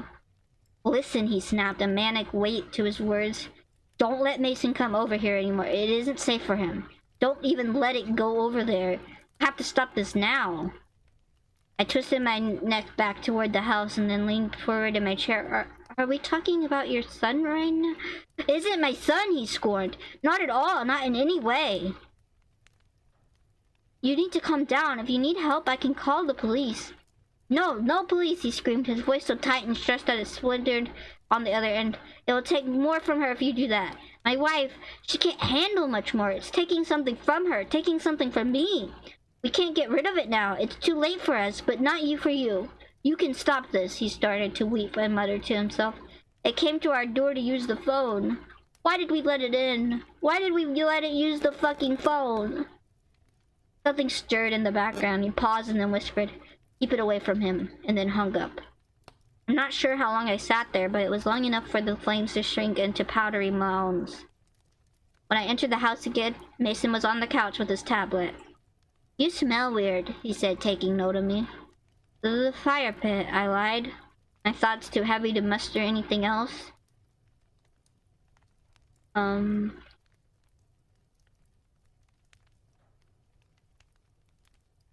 No, there's an ad. He finished a sleepover at Todd's. He finished, flashed me a big smile. Can we have a sleepover at Todd's this weekend? No, I answered stiffly. Why not? He persisted. Todd always sleeps over here. Why can't we do his? Because, Mason, I said no. End of story. He shot an icy look of defiance at me. Fine, then he'll sleep over here then. No, he won't. We are going to take a break from Todd for a while. His jaw opened, flabbergasted. You can't do that.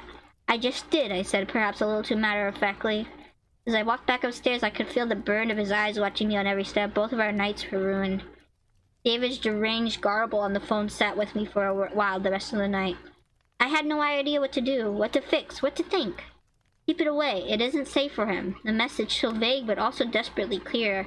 I had to keep Mason safe. That was all that mattered. The next day, after Mason went back to school, I sat him down on the couch. I'm so sorry for last night, I said. I was very stressed, but that is not the way I want us to speak to each other again, okay? His eyes naturally scanned the floor. Okay. I love you, Mason, and no matter what, I want you to be safe. So there are a few things I need to know about Todd. Will you do that for me? He nodded again, his sneakers softly kicking. The backpack slumped on the carpet. Did he act weird or strange to you? His head shook. What about his parents? Did he act different around them at all? Same answer. I wasn't sure how to word the next question, but I did my best anyways. Did he do something with his eyes? This time Mason nodded. My heart squeezed itself smaller. I wanted so much to change the subject, to retreat to the kind cadence of sanity, but I had to know more. I had to protect my son. What did he do with his eyes? A trick, Mason replied hesitantly. Todd told me not to tell anyone, though.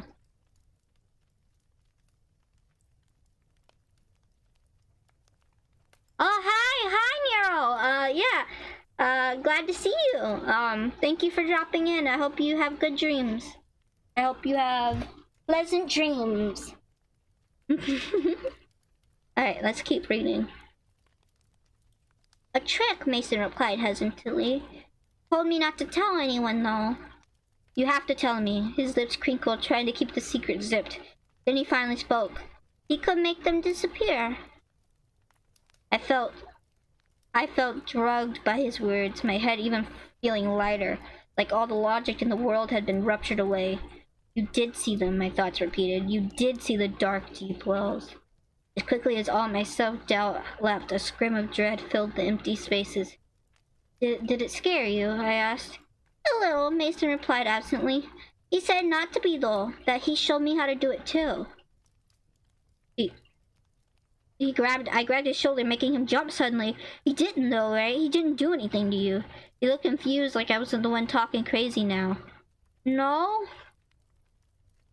I know that he is your friend, Mason, but I need you to promise that you won't see him anymore. Mason's gaze flickered back at me, his eyes wide with betrayal. What?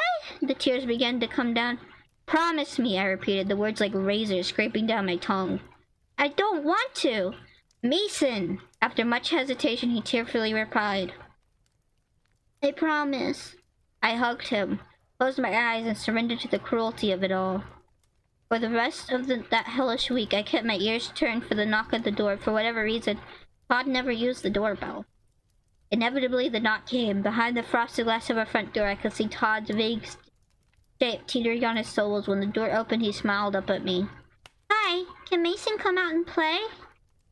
Sorry, dear, I smiled back. Mason can't play today. The corner of his mouth lifted as his neck clocked to the side.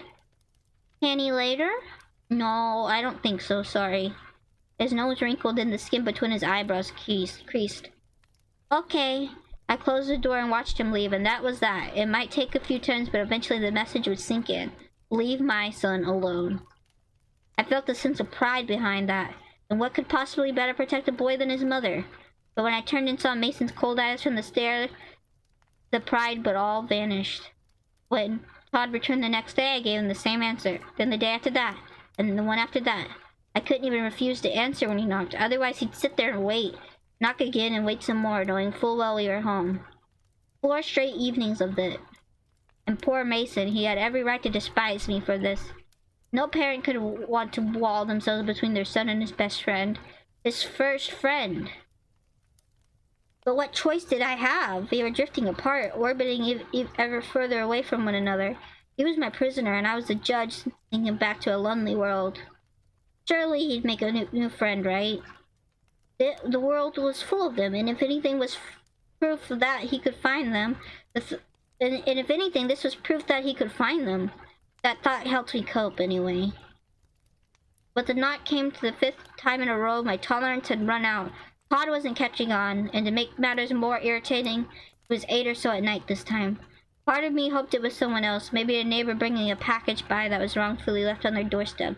But I knew better than that, and I was not allowing this to go any further.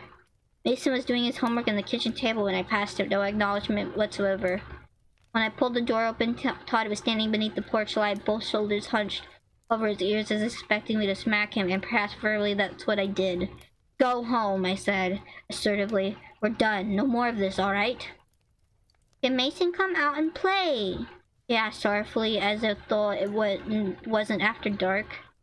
No, Todd, he can't, and he won't the next day or the next. Now go home and stay there. The small arm rubbed his sleeve nervously. It's really dark. I don't want to walk home alone. Can I use your phone to call my parents? I felt absolutely cruel, but I also knew the game he was trying to play. You walked here on your own, you can walk back on your own. Then as I moved to close the door to end the conversation, Todd made his eyes disappear. The darkness washed over them quickly and seemed to actually curdle in his sockets, a thickening, horrid texture. His face became milk wax, the sad child disappearing behind it. Beads of perhaps sweat dripped from his temples. One ran from his eye and vanished into the void. I want to come inside, he spoke, the sorrowful note in his voice also gone. My heart slackened to a deep, slow throb. I felt the need to pinch my side, to tweak it hard enough to draw blood and wake from this moment. Between the dead, shriveled lips, I could see the decayed tips of black teeth. Can I please come in? He asked. No, I said semi-reactively. His black, craving eyes narrowed at me. For a moment, I actually thought they started to cry, but it was the darkness dribbling from his cheeks, oozing like oil slicks. I just want to play with Mason. The sound of that horrible face saying my son's name snapped me out of the shock. I slammed the door closed and quickly locked it. Mason stood stiffly in the kitchen. His expression was only a shimmer of curious consciousness, vacant as a sleepwalker. Mason, look at me, honey. It's okay. Everything's going to be okay, but his unfocused eyes were not facing me. 3 firm knocks came from the door. When I turned to face it, a dark shape lingered behind the frosted glass. A tall figure, taller than any adult, was hunching to look inside. And from behind the single pane that separated us, its vague shape didn't move. From the other side, Todd's childish voice was still calling. Can I please come inside? Don't you want to play, Mason? Don't you want to play? I could feel it watching us, like static vibrating the air. When I tried to move Mason, he refused to budge, staring emptily towards the evil thing behind the glass. Heavy as he was, I scooped him up in my arms and bolted for the stairs. It won't break in, my thoughts uttered. It isn't allowed to. That much I'm sure of. If it wanted to get in, it would have by now. It seemed needed to be invited. I shut both of us away in the bathroom upstairs, and then the sounds of the front door finally ceased. Mason snapped out of it. He was confused, like he just missed everything that transpired. I wasn't sure whether to consider that a blessing or not. Perhaps it was, and perhaps also it was not God that answered my prayer. It was impossible to digest what happened that night. Sometimes I'd linger right on the top of the step and watch the doorway, wondering if the glass would suddenly darken, if Todd's voice would slip through and ask to come inside. One night, David left a voicemail on my phone. She's gone, his voice whimpered. It got what it wanted from her, drained her. Now my wife won't wake up and it's left us. I don't know what it wants from your boy, but it wants something. No matter what, don't let it back inside. The message cut out after that and he still won't answer my call. Todd never did come back, and I wouldn't have it any other way. Strangely enough, the least affected by all this was Mason. I was worried to see him fall back into his distant bubble, but that isn't what happened. He started to make friends with other kids around the neighborhood, new friends, normal friends. Become a real social butterfly, and despite my brain ripping itself apart to understand what I had seen, I had at least had that comfort to cling to. Seeing Mason happy made me happy. Lately, though, I've been feeling strange. It's harder to feel motivated about things, let alone get out of bed in the morning. Even my appetite has started to dwindle. Day by day, I've been growing increasingly sapped and lethargic. I don't know what's wrong, but it's getting worse. Mason's been helping me get around the house. He's been going out of his way to play chef and make me things to eat. He's a good boy, but sometimes, dear Lord, I catch something in his eyes, something that shouldn't be there. But it's just a trick of the light. Please, God, let it be a trick of the light. Oh. Oh, I think he's now a dark well boy. Never mind, he's just a normie. Yeah, I don't think there's any more. We could look up Skinwalker, but I don't think there's any Skinwalker.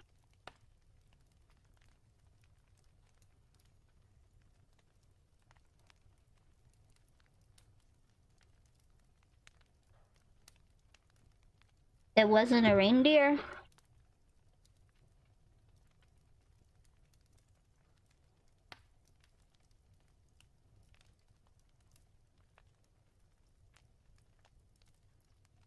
Alright, let's try this one. It's a Skinwalker story, which isn't a flesh gate, but you said it was pretty close. Christ, I muttered to myself when the first snowflakes started to fall. They gathered in fuzzy clumps over the windshield before my wipers cleared them. Also this is, It Wasn't a Reindeer. And it's by... Who's it by? I can't find who it's by, but...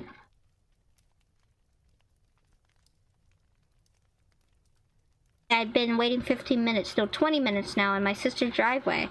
Had I chosen... Bro, boo! Oh, I thought you said bro. Boo! Boo! Dextra, boo! Scary Halloween! Had I chosen to wait inside with her, I'd have been dead by now thanks to her two cats, two cute little devils, but murdered to my sinuses. Puffy eyes and clogged up throat, that's just what I need. Every Christmas, our family had the annual trip to my grandparents' cabin tucked away in the woods of Hope, Alaska. And I'd hoped to beat the heavy snowfall that was forecasted. Since my sister's license was suspended from a DUI, here I was, a hostage to time, with my finger tapping anxiously on the steering wheel. When my mother had asked me to be the one to grab my sister, I honestly dreaded it from the start. It wasn't that we hated each other.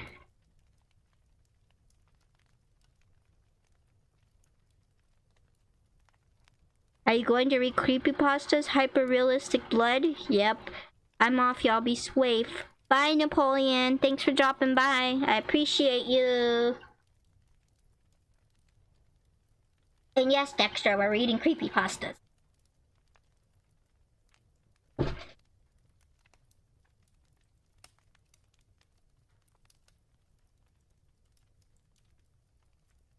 I had honestly dreaded it from the start. It wasn't that we hated one another. We just weren't as close anymore. After decades of constant arguments and bitter disagreements, we became distant and our relationship fizzled.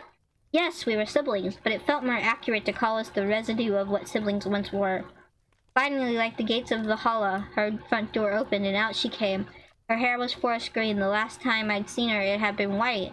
The time before that, it was violet. Got everything I asked as she clambered away into the passenger seat? She responded as she adjusted her glasses and stuffed a few bags in the back seat. And just like that, we were off. Hope was about 30-minute drive, and it didn't take long for the awkward silence to inflate between us.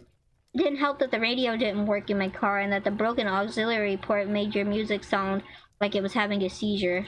By the time we reached the turnoff for Hope Highway, the road was turning into a thick white sheet. Thankfully, on Christmas Eve night, the long stretch to Hope's small community was quick and vacant. The cabin was tucked away in the fortress of trees 5 miles off the main road. As I made, my sister cracked the window, pulled out a blunt, and lit it with the lighter. "Want a hit?" she asked. Snow crunched beneath us. "Not while I'm driving." "It's a straight path. We're practically there already." She took a drag and blew it out the window. I want to just focus on this, alright? She huffed and pushed up her glasses. If you're that worried, maybe slow down a bit then. There was that jab, a piece of bait to lure me into another fight. But I wasn't going to bite, not this time. She could live with us getting there faster. The drive was almost over, and I'd soon be in a warm living room with my feet up, a spiked eggnog in my hand, and Bobby Helms' Jingle Bell Rock in the air. I could already hear Uncle Jed spouting off one of his crude jokes. Why does Santa Claus have such a big... Dude, my sister shrieked, jabbing a finger in my side and whipping mine back to the windshield. The car had just finished winding around the thick trail. The large body of a reindeer stood in our path. Eyes wide and open and blank. It didn't move as the high beams found it. Snapped into a panic, I twisted the wheels in a desperate swerve. The car veered greasily to the side in the fine spray of slosh. The reindeer, also known as a caribou, remained still even as the bumper soared inches from its nose. We came to a crunching halt off the main path. Jesus, I sighed, blessed. With relief, did we hit it? No, my sister said, leaning out the window to check, while exhaling another plume of smoke. I wound the steering wheel back a bit and pressed on the gas. The wheels shrilled in place, kicking up globs of sleep, but not moving an inch. Perfect, I moaned, and unfolded myself from the seat to check it out. The two front tires were caked in black slush and practically swallowed in a mound of snow. I kicked at it, trying to clear off the icy debris from the treads beneath the wheel well. When that tired me out, I resorted to scraping it off with my fingers. Screw off, Prancer, I heard my sister call towards the dark silhouette of the reindeer, its antlers like gnarled fingers reaching for the treetops. Then she made a sort of startled yip, followed by what the fuck? I looked up from the scrim of the snow. The reindeer was now standing tall on both of its hind legs. It looked strange, like a silly caricature you'd see in a kid's book. But out there in the silence of the woods, it was a creepy image, the way its vague shape stood on two legs in an almost human-like balance.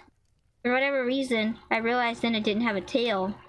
The muscular neck craned to the side and let out a ululating scream, a miserable squeal of metal grinding against metal. My legs were ice sculptures, cementing me to the spot as the shriek quieted to a succession of wet grunts. The reindeer dropped down to its original posture and stomped heavily, puffs of white vapor and strings of snot vented from its nostrils. I was no hunter, but it didn't take a lot to tell me this when a pissed-off animal was about to charge. I leaped for the driver's seat, pulled the door open, and slammed it shut just as a muffled thud of hooves reached me.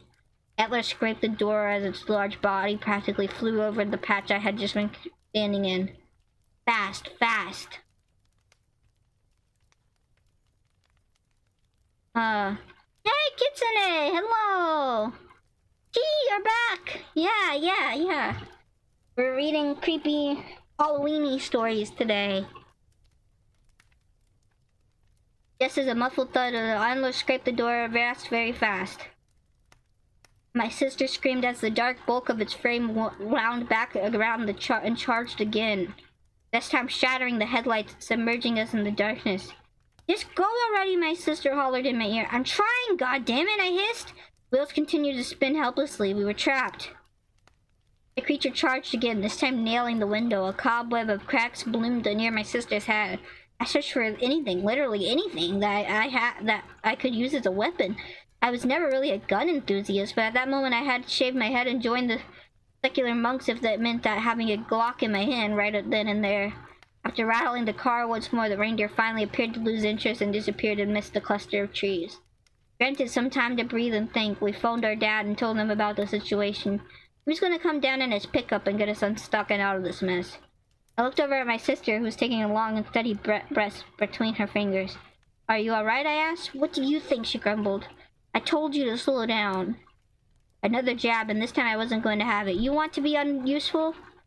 I yelled, get out there and push. No, then shut the F up. I don't need it right now. She said nothing else, and neither did I. Returning once again to the pocket of silence that our relationship had succumbed to. The sooner Dad's headlights peeked in the distance, the better. Suddenly she rolled the window down. What are you doing? I asked. Shh, she pursed her lips. Just listen. Humoring her, I waited, and sure enough, the sound reached me too. The quiet voice of a little girl coming from outside. Somebody, it whimpered. I'm lost. Please help me, I'm lost. My sister unlocked the door and motioned to open it.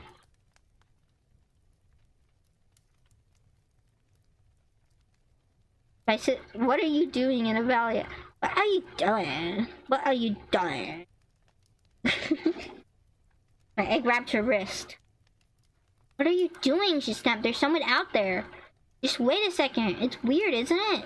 The voice continued to whine, choking between sobs and pleading for anyone to help her. I didn't like the way it sounded. The same lasting drawl between words, the leaping sounds like someone was hitting a repeat on a speaker. Something wasn't right, and my instincts were hoisting a red flag left and right.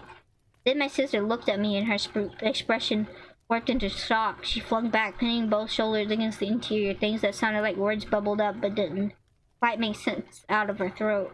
I turned and saw what she was looking at me. It had a face of a man surrounded by the molted fur of a caribou's body. The skin was a mummified brown, wound tightly around its long skull like old crinkled leather. Snowflakes landed upon its wide, expressionless eyes and melted into the dark membranes of its pupils. It circled the car, bobbing its antlers and fogging up the windows as it peered inside. My heart shook like the walls of my throat. I locked eyes with my sister, unable to say anything behind the sheer disbelief. I should have grabbed my phone, snapped a photo, recorded a video. Anything, but my thoughts were jangled. Small, flat... Wait. It then came with this horrible scream, but I didn't see its tight, contorted lips open. The sound was coming from its neck. Small, fleshy orifices, flapping open like mouths, were converting the high-pitched shrill into a mimicked cry of a little girl. Help me, I'm lost, help me. Highlights blazed the area. My father's pickup came into the view, paving its way down the path. The rain door, whatever the F it was, ran off, vanishing once again into the snow-covered thicket. Nobody believed us. Why would they? If anyone told me that story, I would have assumed they were hopped up on some crazy psychedelic. But the reality of what I saw was cold, and it's something I still do to this day. I can't fully swallow. Instead of sleeping that night, my sister and I did some research that led us to the myth of the skinwalkers.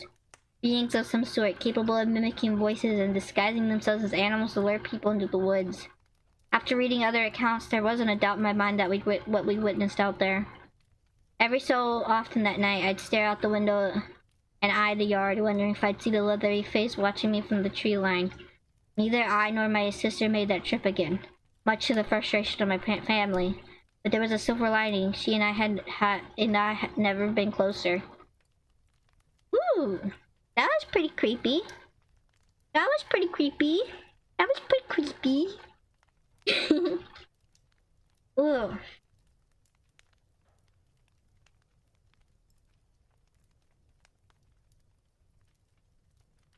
Why don't we read one more story and then we'll end the stream, okay?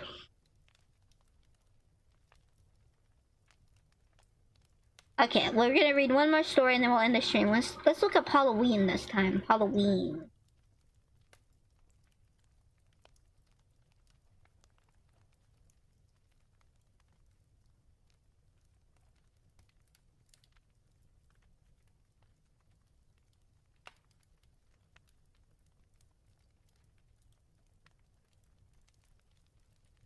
Let's see.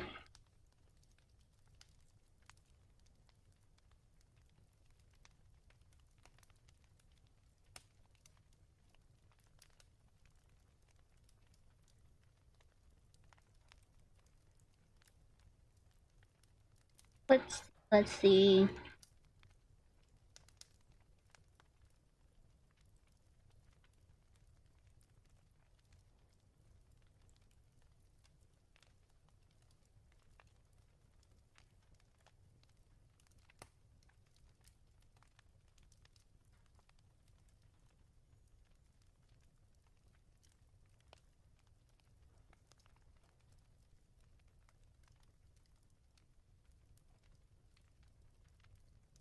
Hmm.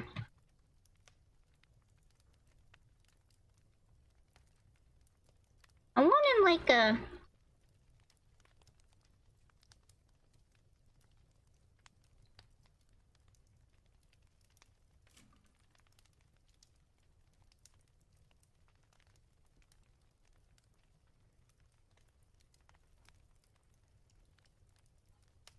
Uh... Alright, we'll go with Halloween mirrors. Yeah, Halloween mirrors, a creepypasta.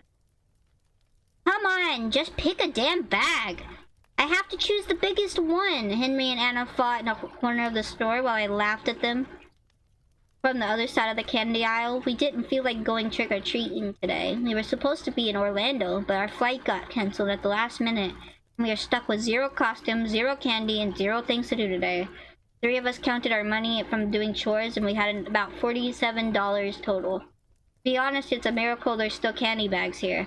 I hear footsteps and feel something hit my head. Anna, stop laughing at us, Aaron. It makes me laugh harder that and Henry throws another bag of Jolly Ranchers at me.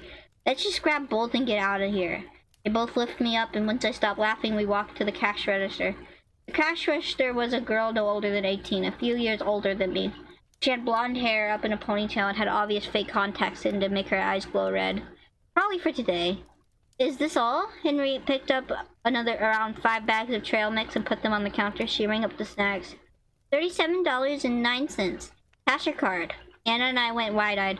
That's amazing for 8 bags of candy and then like 20 smaller bags.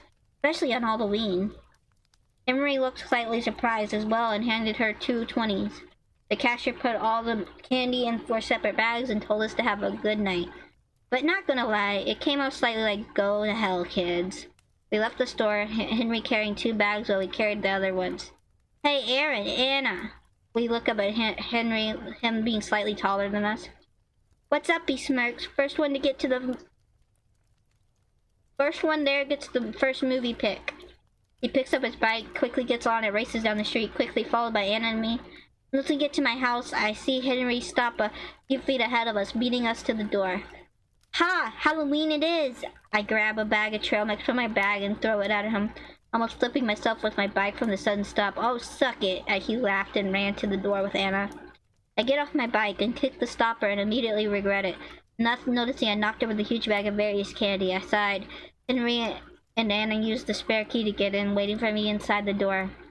I pick up all the candy, jump it into the bag, and run up to them. We all bolt up the stairs and into my room. Henry collapses onto my bed, quickly grabbing the remote to turn on his TV. Anna grabs the candy to put into huge bowls, and I open my mini fridge, grabbing a Coke and 2 root beers. Kicking my fridge closed with my foot and walking to the bed, jumping next to Anna, making her between Henry and I. Henry laid his head on the wall next to him while he tried to find the movie. I look over to see my guinea pig, Nelly, running in his wheel. He usually never runs on his wheel. After 30 seconds, Henry clicks the title Halloween 6. We love the franchise and have fans since we saw the first movie. I opened my Coke and took a long sip of the brown liquid before swallowing and stealing a Snickers bar from the candy bowl. We hear the door creak open and my Great Dane runs into the room, jumping onto the bed and crushing Anna and Henry. Annie! I pull him off of her. He yawns and goes to lay down across our legs, practically cutting off my blood flow, quickly falling asleep. After 4 movies, a lot of candy, and a lot of soda, I check the time on my phone. 1:34 a.m. I see a text from my mom. Sorry, sweetie, we won't be home until tomorrow morning around 9.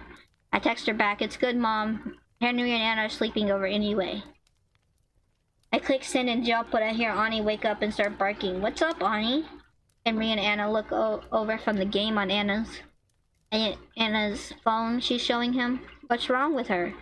Annie barks for a second time, making us all jump from the sudden loud noise. I look over at my guinea pig and he has started running in circles around his cage. Peter?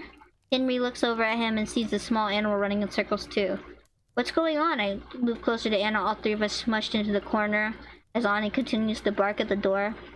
I launch forward for the remote that controls my light and smash the button. The light comes on and we see nothing. Annie keeps barking at us and Peter keeps running in. I thought his guinea pig was named Nelly. Unless he has multiple. But you should, guys. Guinea pigs are social. You should have more than one. He's running. I look behind me and see Anna looking confused and Henry looking mortified at the Great Dane. Henry, what's wrong? You nothing. I'm hungry. Let's go get something to eat from the kitchen. And then I give us an angry and shocked look. Is it really that the time? Henry gives us both by our wrists and drags us out the door. Out the door. Annie follows us, still barking at my room. Instead of going to the kitchen, Henry immediately sprints to the bathroom, pulling us and Annie with him. He shuts and locks the door. Give me your phone. I hand it to him and he unlocks it. Henry, what are you doing? He gives a terrified look and speaks in a million words a minute. Ani was barking at your window. I saw something moving out the corner of my eye. Something is outside. We have to call the... He's cut off by the loud sound of the window smashing. Anna starts to scream and I quickly cover her mouth, accidentally catching a bit of a loose hair from her red hair. Shush! I turn off the lights and we grab each other's hands, guiding ourselves to the shower. I slowly and quietly close the curtain and I feel a hand tap my shoulder. What the hell are we doing? Henry whispers in my ear.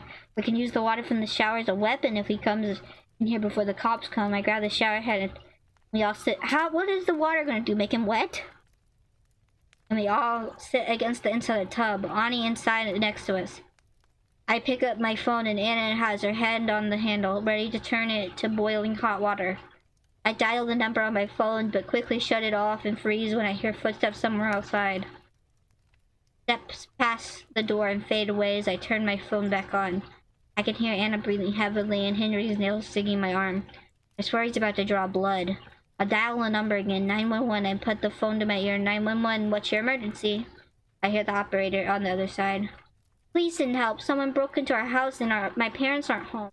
Our friends and I are stuck in the bathroom, I whisper to the woman on the other side.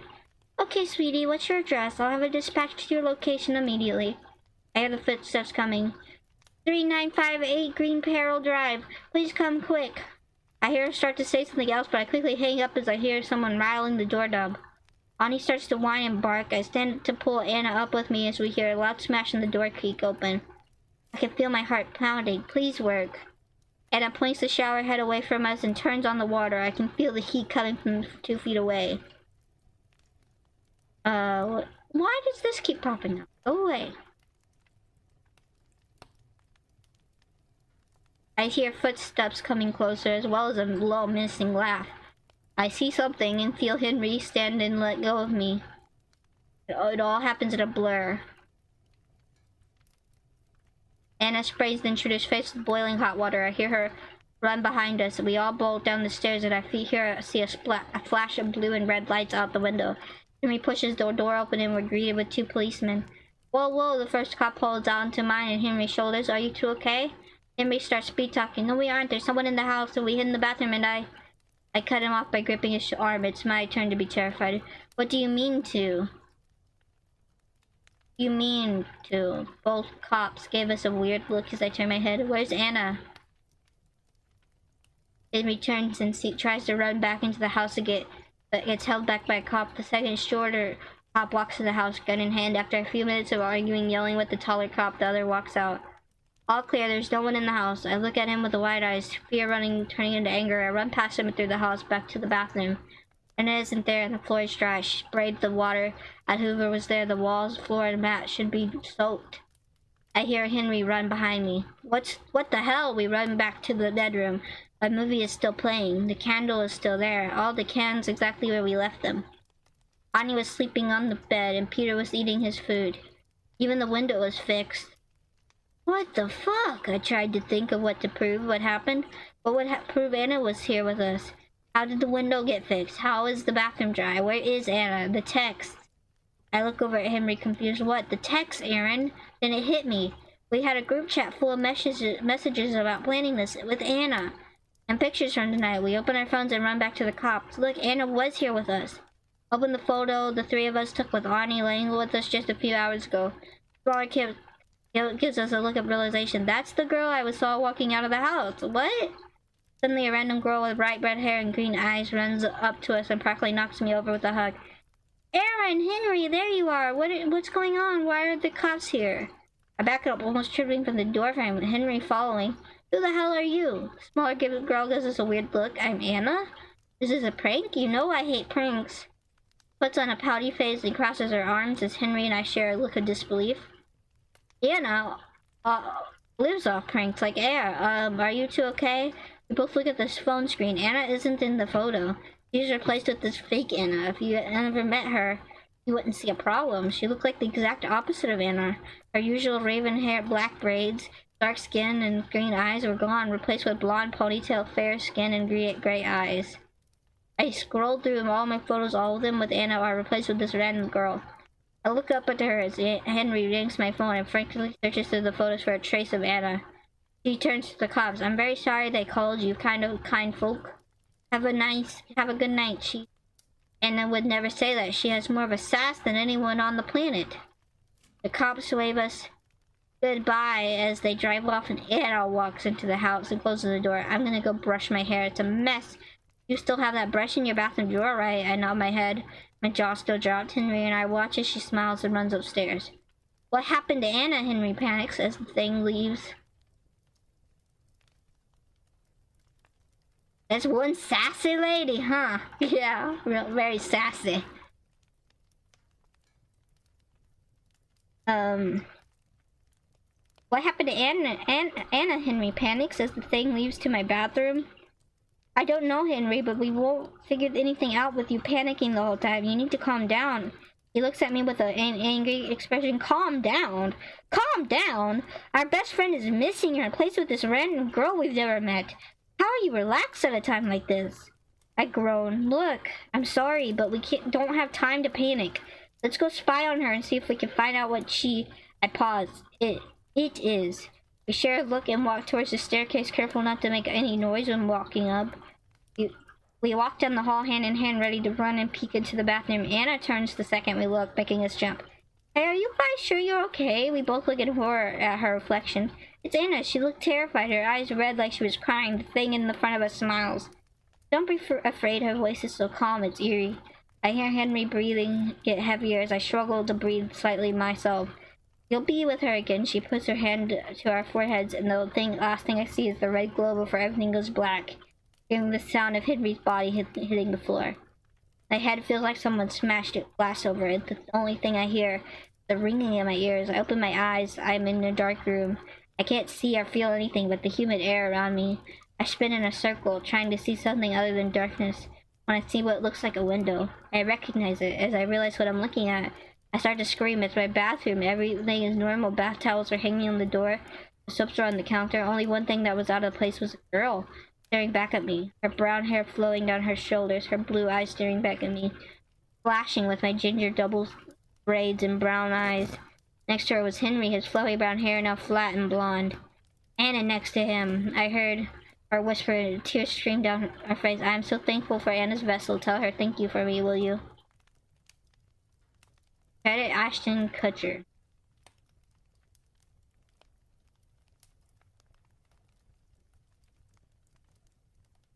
Well, that one was decent, I guess. It was...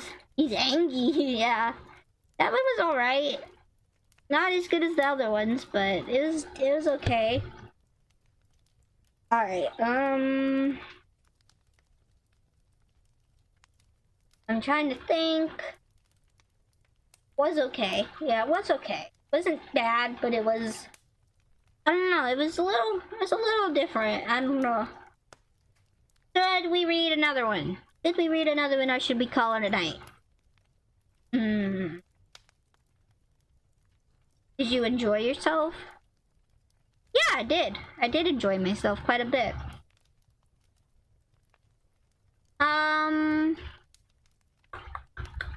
Let's see.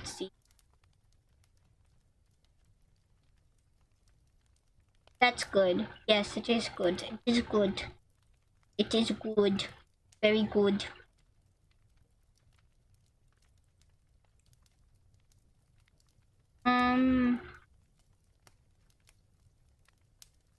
Have a drink, Mr. Hero. Just a small sip.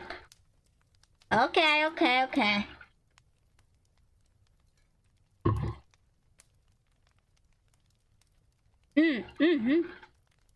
I wanted to end it on a good story, but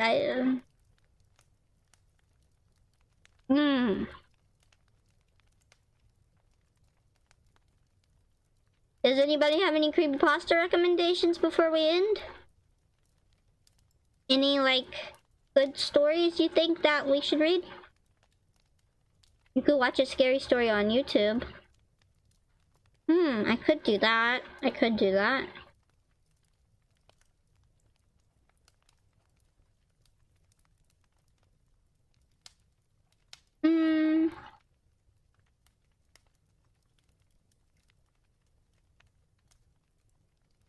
Let's go back to top ranked.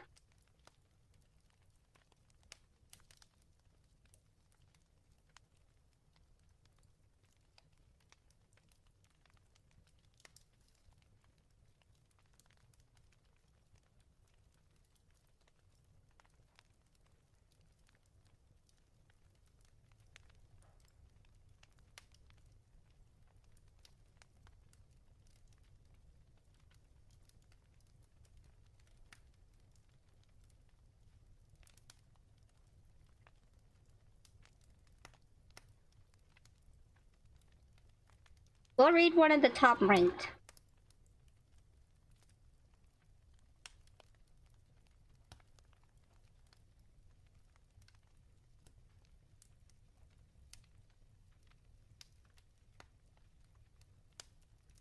The Terror in the Tunnels, written by M.R. Ewaldson.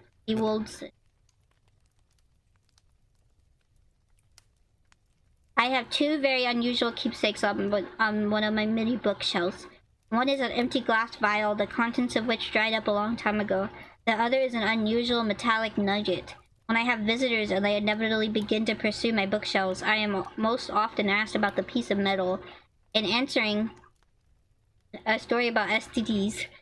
What? It's not about STDs, is it? Oh, it's not. It's not.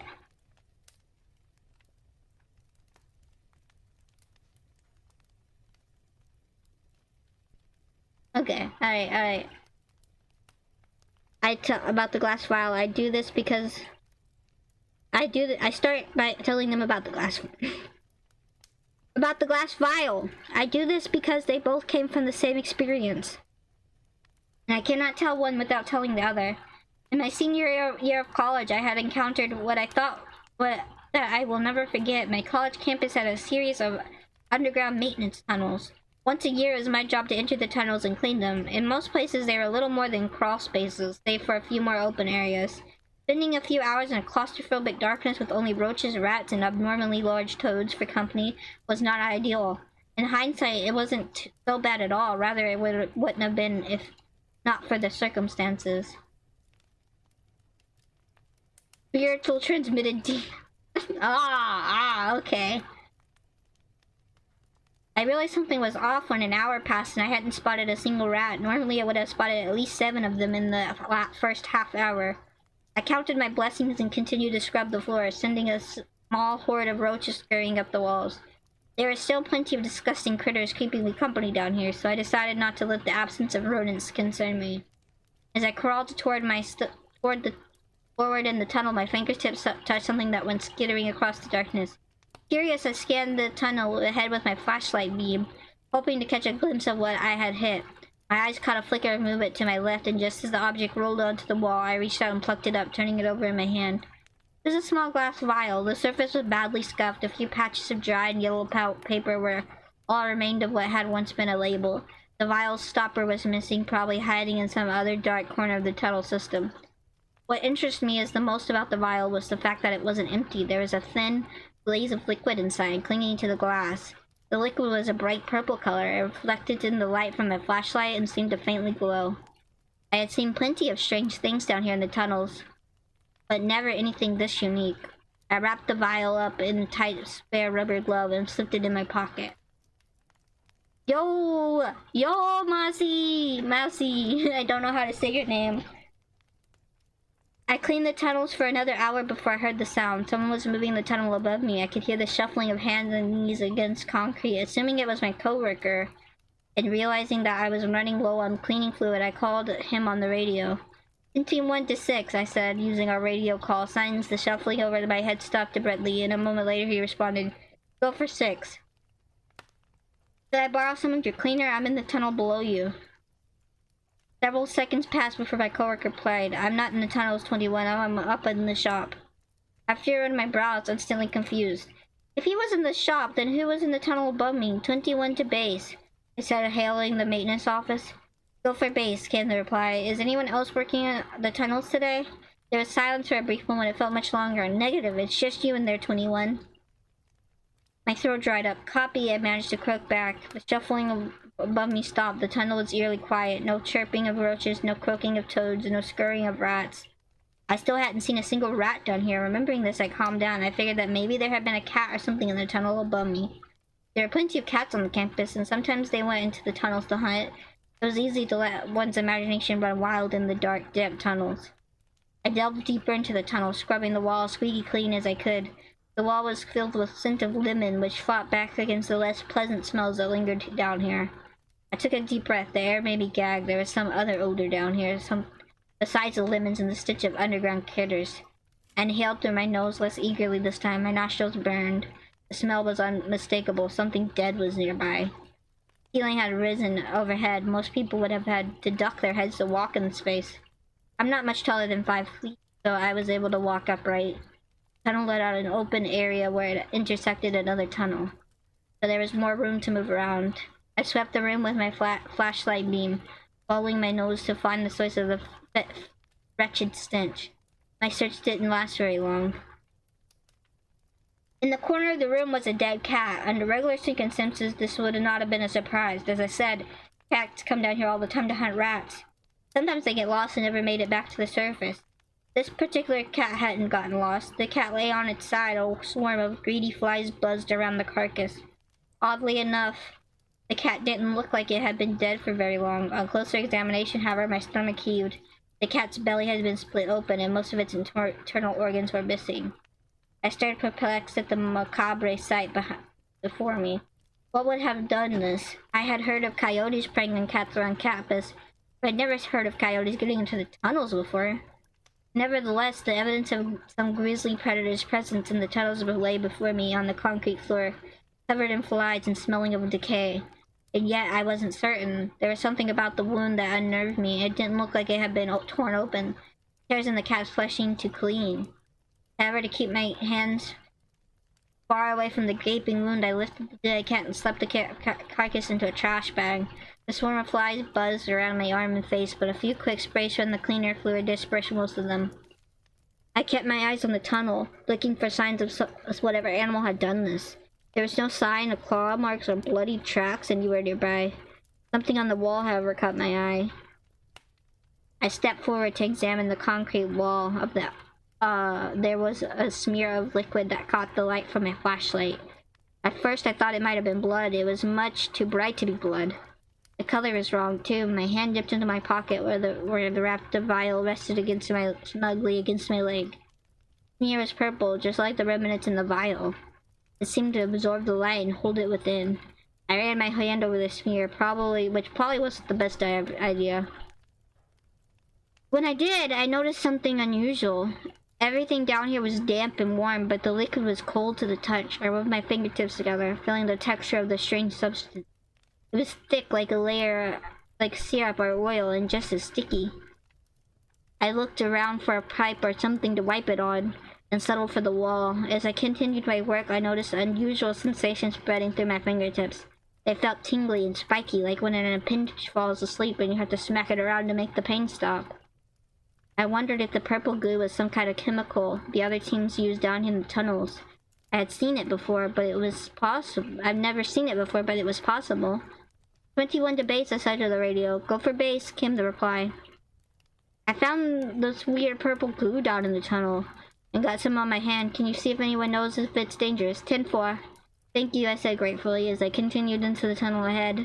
I began to notice more than just the absence of rats. I hadn't seen any cockroaches since finding the cat carcass. Even the toads had fallen silent. Most people would have been thrilled to find that the vermin weren't showing themselves. But down here it didn't feel right. I found myself looking over my shoulder so often, or shining a flashlight further ahead in the darkness. I was getting nervous. Base 21, shouted my radio, breaking the silence and making my set new world records in a high jump. Down here, the signal wasn't very good, so the dispatcher's voice was teeny and strained, making it sound inhuman. I rubbed the top of my head and answered the radio. Go for 21. None of the boys know anything about purple goo. Are you playing with chemicals down there? Negative, I responded, my cheeks flushing despite having no reason to do so. Might just have been a trick of the light. There was silence from the radio. After several seconds, the dispatcher's voice came through again. 10-4. I cringed, knowing I was going to be the butt of more than a few tasteless jokes around the time clock later. Still, I was confused. If none of the other crew used a purple chemical, then what was smeared on the wall? What had been in the mysterious vial that was now tucked away in my pocket? Just then a low groaning sound echoed in the tunnels. Everything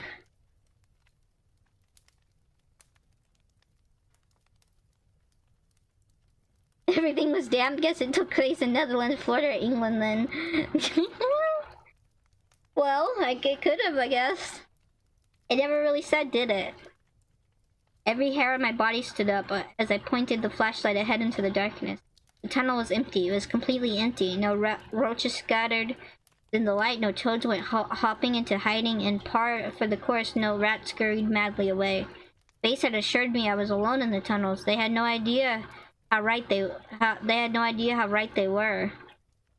But if I was alone down here, what had made that sound? The tunnel was as tall as the atrium, so I was able to walk freely in it.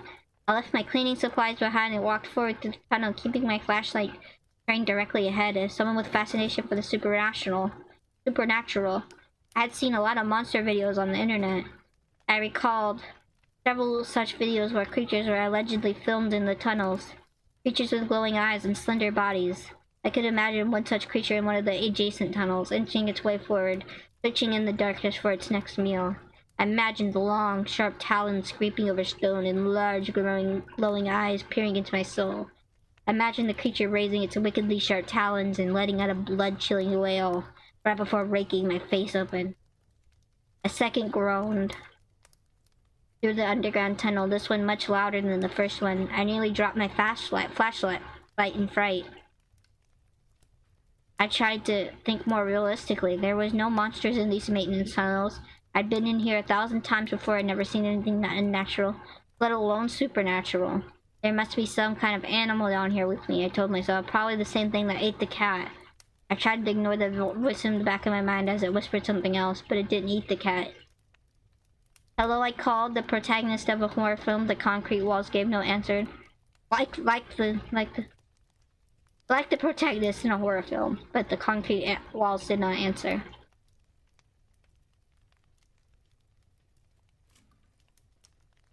She saw a lot of creatures on the internet. No, my dear, those are extreme furries. They scare us all. Yes.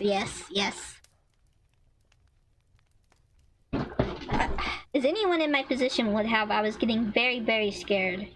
I kept my back against the tunnel wall, inching sideways along like a subterranean crab as I continued to investigate the sound. I prayed fervently that I would come across a coyote or maybe even a fox. At the same time, I hoped that the sound was only in my mind playing tricks on me. A third groan filled the underground. I quickened my pace, sincerely hoping I wouldn't run face first into the unknown creature. Moving as quickly as I could through the narrow space, I took several turns, until I finally came to a dead end. I had been moving for about 10 minutes and my heart was beating with fury. I decided that it was best to radio base to send a few more guys down to help me. I knew I would never hear the end of it, but I was too frightened to care. However, I discovered that my radio was no longer clipped to my belt loop. It must have fallen a ways back. Angry and scared, I cursed my bad luck under my breath. It was about this time when I saw the door. Looking around to try to get my bearings, I realized that I didn't recognize this area of the tunnels. Most of the tunnels had large copper pipes with peeling insulation running along the ceiling. The ceiling here was smooth, as evidenced by the mission here. Tunnels were usually filthy with vermin and pipe residue. This area was cleaner than a hospital. Not a speck of filth dotted the pristine concrete walls, floor, ceiling. Odd cleanliness unnerved almost more than the dead cat had. It wasn't unusual to find dead things down here. Finding an entire section of a tunnel in mint condition, however, was like coming home to find your bed made and laundry washed when you had left your house in disarray. I began to wonder if someone else was down here, after all.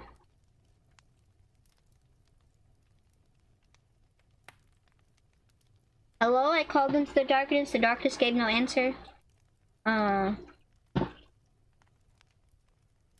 Insists she's scared, she proceeds to go into a dark tunnel. Yep. Yes. I called to the darkness gave no answer. Hank, is that you? If you're playing a prank on me, I swear. As I was speaking, I was also backing towards the tunnel wall. It's kinda laggy, it's probably my internet connection. Is it laggy for everybody else? Because if so, it could be my internet connection.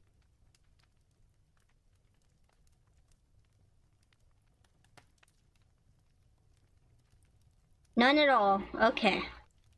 Towards the tunnel wall, I raised my foot to step back when suddenly my heel struck a metal surface. I turned to look behind me, curious and alarmed. There behind me was a metal door I had not noticed initially. This was unsurprising, considering the door nearly blended in perfectly with the concrete wall. If not for the loud clang that interrupted my sentence, I likely would have not noticed it at all. My fear began to dissipate, replaced with childlike curiosity. As I scanned the door for a way to open it, there was no knob or handle anywhere in the center. Then up at the top, I saw a sliding latch that went into the concrete. I reached up, pulling on the latch. The door creaked open slowly, and I cringed, hoping that whatever animal was down here with me wasn't close enough to hear.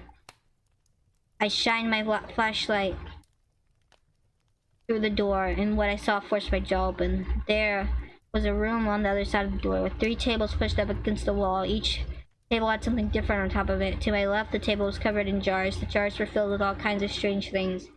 Bones, claws, and teeth of all kinds of animals, petals, stems, roots, and flowers and plants, chunks of rock and bits of metal. The jars were organized by their contents, but what I couldn't fathom, I had entered the room at this point, and I picked up one of the jars. This one filled with eyes, and held it to the light. The jar was coated with dust. Clearly I had been here a long time. But I half expected one of the eyes to turn and look at me like in the movies. Fortunately, the eyeballs remained invert within the jar. Next to the jar of eyes was one filled with what looked like organs. Small hearts and lungs lay one on top of the other. There was a scalpel in front of the jar, coated with dried blood and what looked like hair. I found it unnerving that the jar of innards and the scalpel were the only things on the table not covered in dust. I turned around to look at the table behind me. It wasn't covered with what looked like components from a chemistry lab. It was covered with what looked like components from a chemistry lab. There were empty beakers strewn about, some tipped and over and leaking onto the table. There were burners covered with cobwebs and layers of rust. A row of test tubes lined the wall, most of which were broken. I plucked up one of the remaining test tubes still intact and held it to the light. There, in the bottom of the tube, was a single drop of thick purple liquid. It was the same liquid that was in the battered glass vial that had been smeared on the tunnel wall near the dead cat. My fingertips tingled, and I set the tube back in its holder as I wondered more intensely than ever what the purple goop could be. My attention shifted to the third table, and I immediately cried out alarm. There was mechanical components placed in corners along the sides of the machines, hummed gently as the coil on the right of the table pumped up and down. Clear plastic tubes ran from the machines to something else that lay on top of the table. The thing that had made me yell, there on the table connected to the strange device, was a human body. Unlike the cat, the body had been dead for a long time. Also, unlike the cat, there wasn't a mark on it. The body looked like it had been partially embalmed. Its skin was gray and shrunken. I could just barely make out the bones underneath. It was like seeing an Egyptian mummy with wrappings taking off, save for the loin covering, for which I was grateful. The other maintenance guys would never believe this, I thought to myself as I studied the body. This was right out of the pages of Mary Shelley or Lovecraft. I checked my pockets for my phone so I could snap a picture. Unfortunately, my phone was sitting in the chair back of the shop. I looked around for something I could bring back topside with me as proof. Perhaps one of the jars of animals' bits? I quickly decided against this. My stomach wasn't strong enough to carry that all the way back. Maybe one of the burners or test tubes? That wouldn't prove anything. I could have gotten one of those items from the science building. It was just then my gaze fell upon something rectangular on the table within the body sitting next to the machine. I stepped peering into the batteries and my flashlight were ready to die. I had to perform some percussive maintenance to get it to work. The light flickered to life and I returned my attention to the rectangular object. It was a leather-bound book. Countless loose pages protruded unaligned from the sides. The elastic band was taut against the bulging binding. A word I didn't recognize was written across the front in golden calligraphy. Liberal Club Shima or something, I don't know. A second object rested on top of the book. Directly beneath the cryptid title was a piece of metal. Curiously, I plucked it from the hunk of metal and examined it by the flashed fading light. The first thing I noticed was that it seemed very heavy for its small size. The second was that the nugget was made of 2 completely different metals, modeled together in a remarkable fashion. I recognized the dull silvery luster of one of the metals as lead. The other I recognized just as easily as the metal that every man dreams of possessing. It was gold.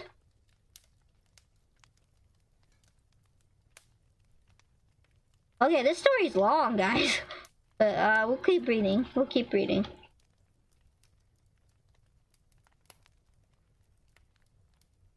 I stuffed the nugget of lead and gold in my pocket with the vial. What a prize this was, and I couldn't wait to show the other maintenance workers. With any luck, they would be too busy gawking at the nugget to make fun of me for what happened earlier. Thinking of my fellow workers made me think that I should be getting back soon. Yet, as I stole another glance at the leather-bound book on the table, my curiosity grabbed me by the hair and yanked me back. I picked the book up and studied the cover. It was much lighter than the metal nugget, but felt thick with knowledge in my grasp. I pulled back the band and flipped open the pages. The book was filled with bizarre illustrations of complex machines, exotic plants, otherworldly creatures, and precious ores and gems of lights which I'd never seen or heard.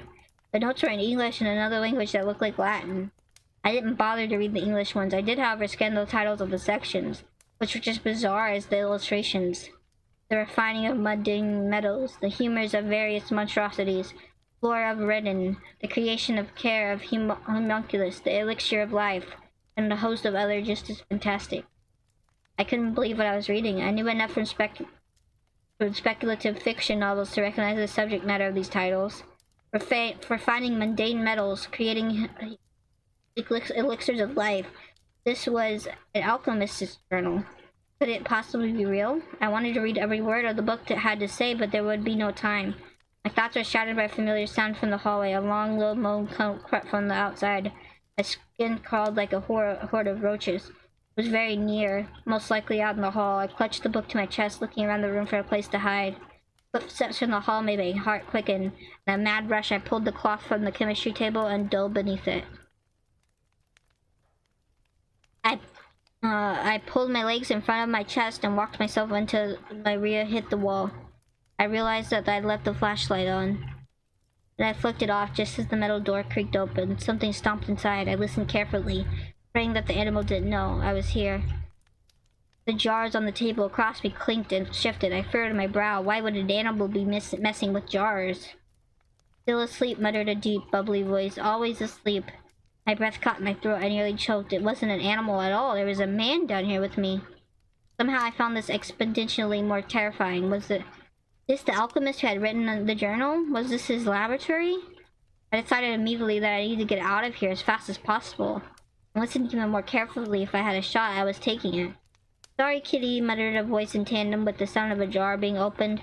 At a few squishy plops followed by the sound of a jar being shut. Didn't want to hurt you, but had to. He won't wake up. The alchemist came closer to the darkness, and I sat still as the corpse. He began to rummage around the chemistry tools. Broken, broken, broken. Everything broken. Why won't he wake up? I cringed at a loud voice who was talking or about I couldn't fathom. In horror, I wondered if he was talking about the corpse on the table. The alchemist shuffled over to where the corpse lay. There was a loud thump as he dropped something heavy on the floor. Hello, sir, he growled gleefully. Rats and cats are not enough. Found this one in the ditch. Asleep from drinking, doing no good. Better off here. The man fiddled with something in the darkness. I recognized the sound. It was a rustle of a garbage bag. My eyes widened in the darkness. There was another body in the garbage. A fresher one. The alchemist had killed some poor homeless man and dragged him down here into the tunnels. Yes, sir, droned the alchemist. Maybe you'll have what you need. Maybe you'll finally wake up. Finally help me. The alchemist paused in the middle of a sentence. I heard sound like hands patting against a hard surface, likely the table. Gone, he whispered in alarm. Gone. Where is it? The whisper of alarm turned into a shriek of horror. The book! Where is it? Where is it?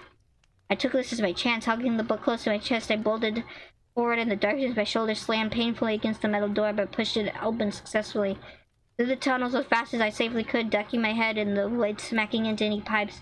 Behind me, the alchemist hollered angrily in the darkness. I heard the metal door creak open. He was running close behind me. Stop! He cried out. Stop! I did not stop. I ran without thought or care of where I was going. I only wanted to get away from the madman chasing me, to leave these filthy tunnels behind and take my rightful place in the sun, where the men were meant to stay. As I ran, he continued to bear down on me. His footsteps were heavy, and it seemed like he would catch me at any moment. A terrifying image of my eyeballs on a dusty old jar flashed through my mind. My pace quickened, but sooner or later I would smack into a wall. If that happened, my fate would be sealed. I smacked my flashlight against the book, praying the flickering light would brighten. Come on, come on. Come back, demanded the alchemist. Come back. He lunged and I felt an appendage brush against my shoulder. I nearly tripped. Then the majestic beacon of safety, my flashlight sprang to life, emboldened. Figuring I could buy myself a few seconds, I turned and shined the light directly in the eyes of my pursuer.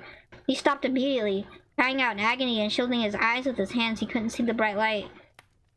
see in the bright light. However, I could, and in that moment I wished I couldn't. My pursuer was not an alchemist. It wasn't even a man. It was some hideous thing with pebbly gray skin with an elephant and thick sausage-like fingers. Its body was brutish, yet slim in the middle, a combination that looked like a creepy as it was unnatural. Its arms were almost the length of its body, and its hands were as big as the catcher's mitt, with 3 fingers and a thumb on each hand. Its face was stunted and puckish, with milky, bulbous eyes like ping-pong balls set inside its skull. Its cry was like the deep squeal of a pig as it shielded its eyes from the radiant beam. "Stop!" it continued to plead, despite being effectively halted by the beam of light. "Don't take it, I'll die without him." Its words were deep and wheezy. It seemed like a gasp for air between words. As an asthmatic, I found myself seized in a moment of pity, but the memory of the dead bodies in the secret room chased such thoughts away. "What are you?" I demanded, trying to sound confident. Instead, my voice broke in the end of the word. "Dying," wheezed the creature. "Sir made homunculus. Sir is sleeping. Sir must wake up." "Sir?" I asked, confused. Even as I asked, the answer came to me. The corpse on the table, hooked to the machine with that mysterious purple serum pumping through its veins. "You mean the alchemist?" I asked. "The dead body in the machine?" "Not dead," wheezed the homunculus. "Sleeping. Must wake him. Dying." I remembered a chapter from the book, The Creation and Care of the Homunculus. The alchemist had been sleeping for some time. The homunculus must have been trying to care for it. It probably needed some sort of special nourishment to keep it alive. I needed the book in my hands to wake the alchemist, and the book could save its life. "You killed someone," I snapped. "The drunk in the ditch. You're a murderer." "Didn't kill him," wailed the homunculus. "Man drank himself dead. Found him. Brought him here." The homunculus tipped its head to the side. What could have been an expression of shame. "Need parts. Alchemy. Need parts. Need alchemy to wake Sir." I found myself stunned, unable to move. This creature. Intelligent. It could speak. I knew shame and fear, and it stood helpless, dying before me. It only wanted to live. Perhaps my decision wasn't a good one. Perhaps I took too much pity on the horrific creature before me. I can't say. But I'd stand my decision to this day. With a deep breath, I held the book out to the creature. "Take it," I said. "Take it and get out of these tunnels, and don't let me see you around here again." I tossed the book to the homunculus, who caught it eagerly. I lowered the light. The homunculus looked at me with its enormous white eyes.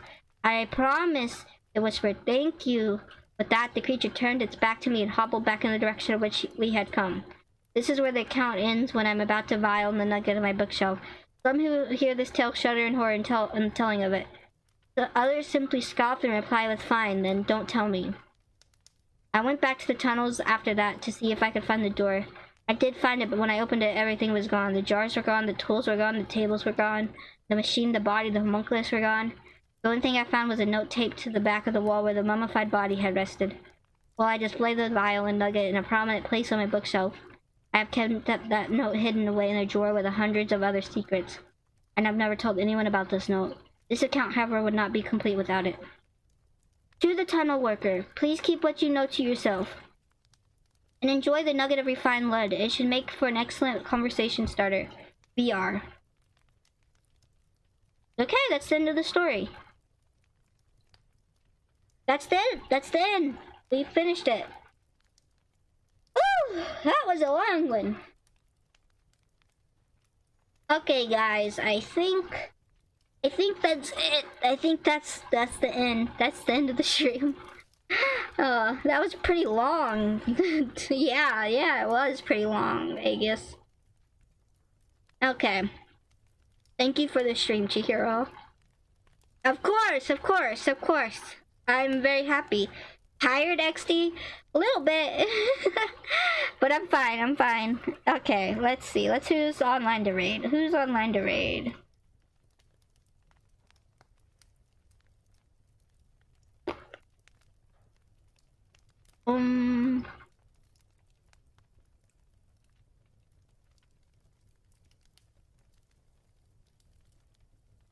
Nobody is online to raid, really.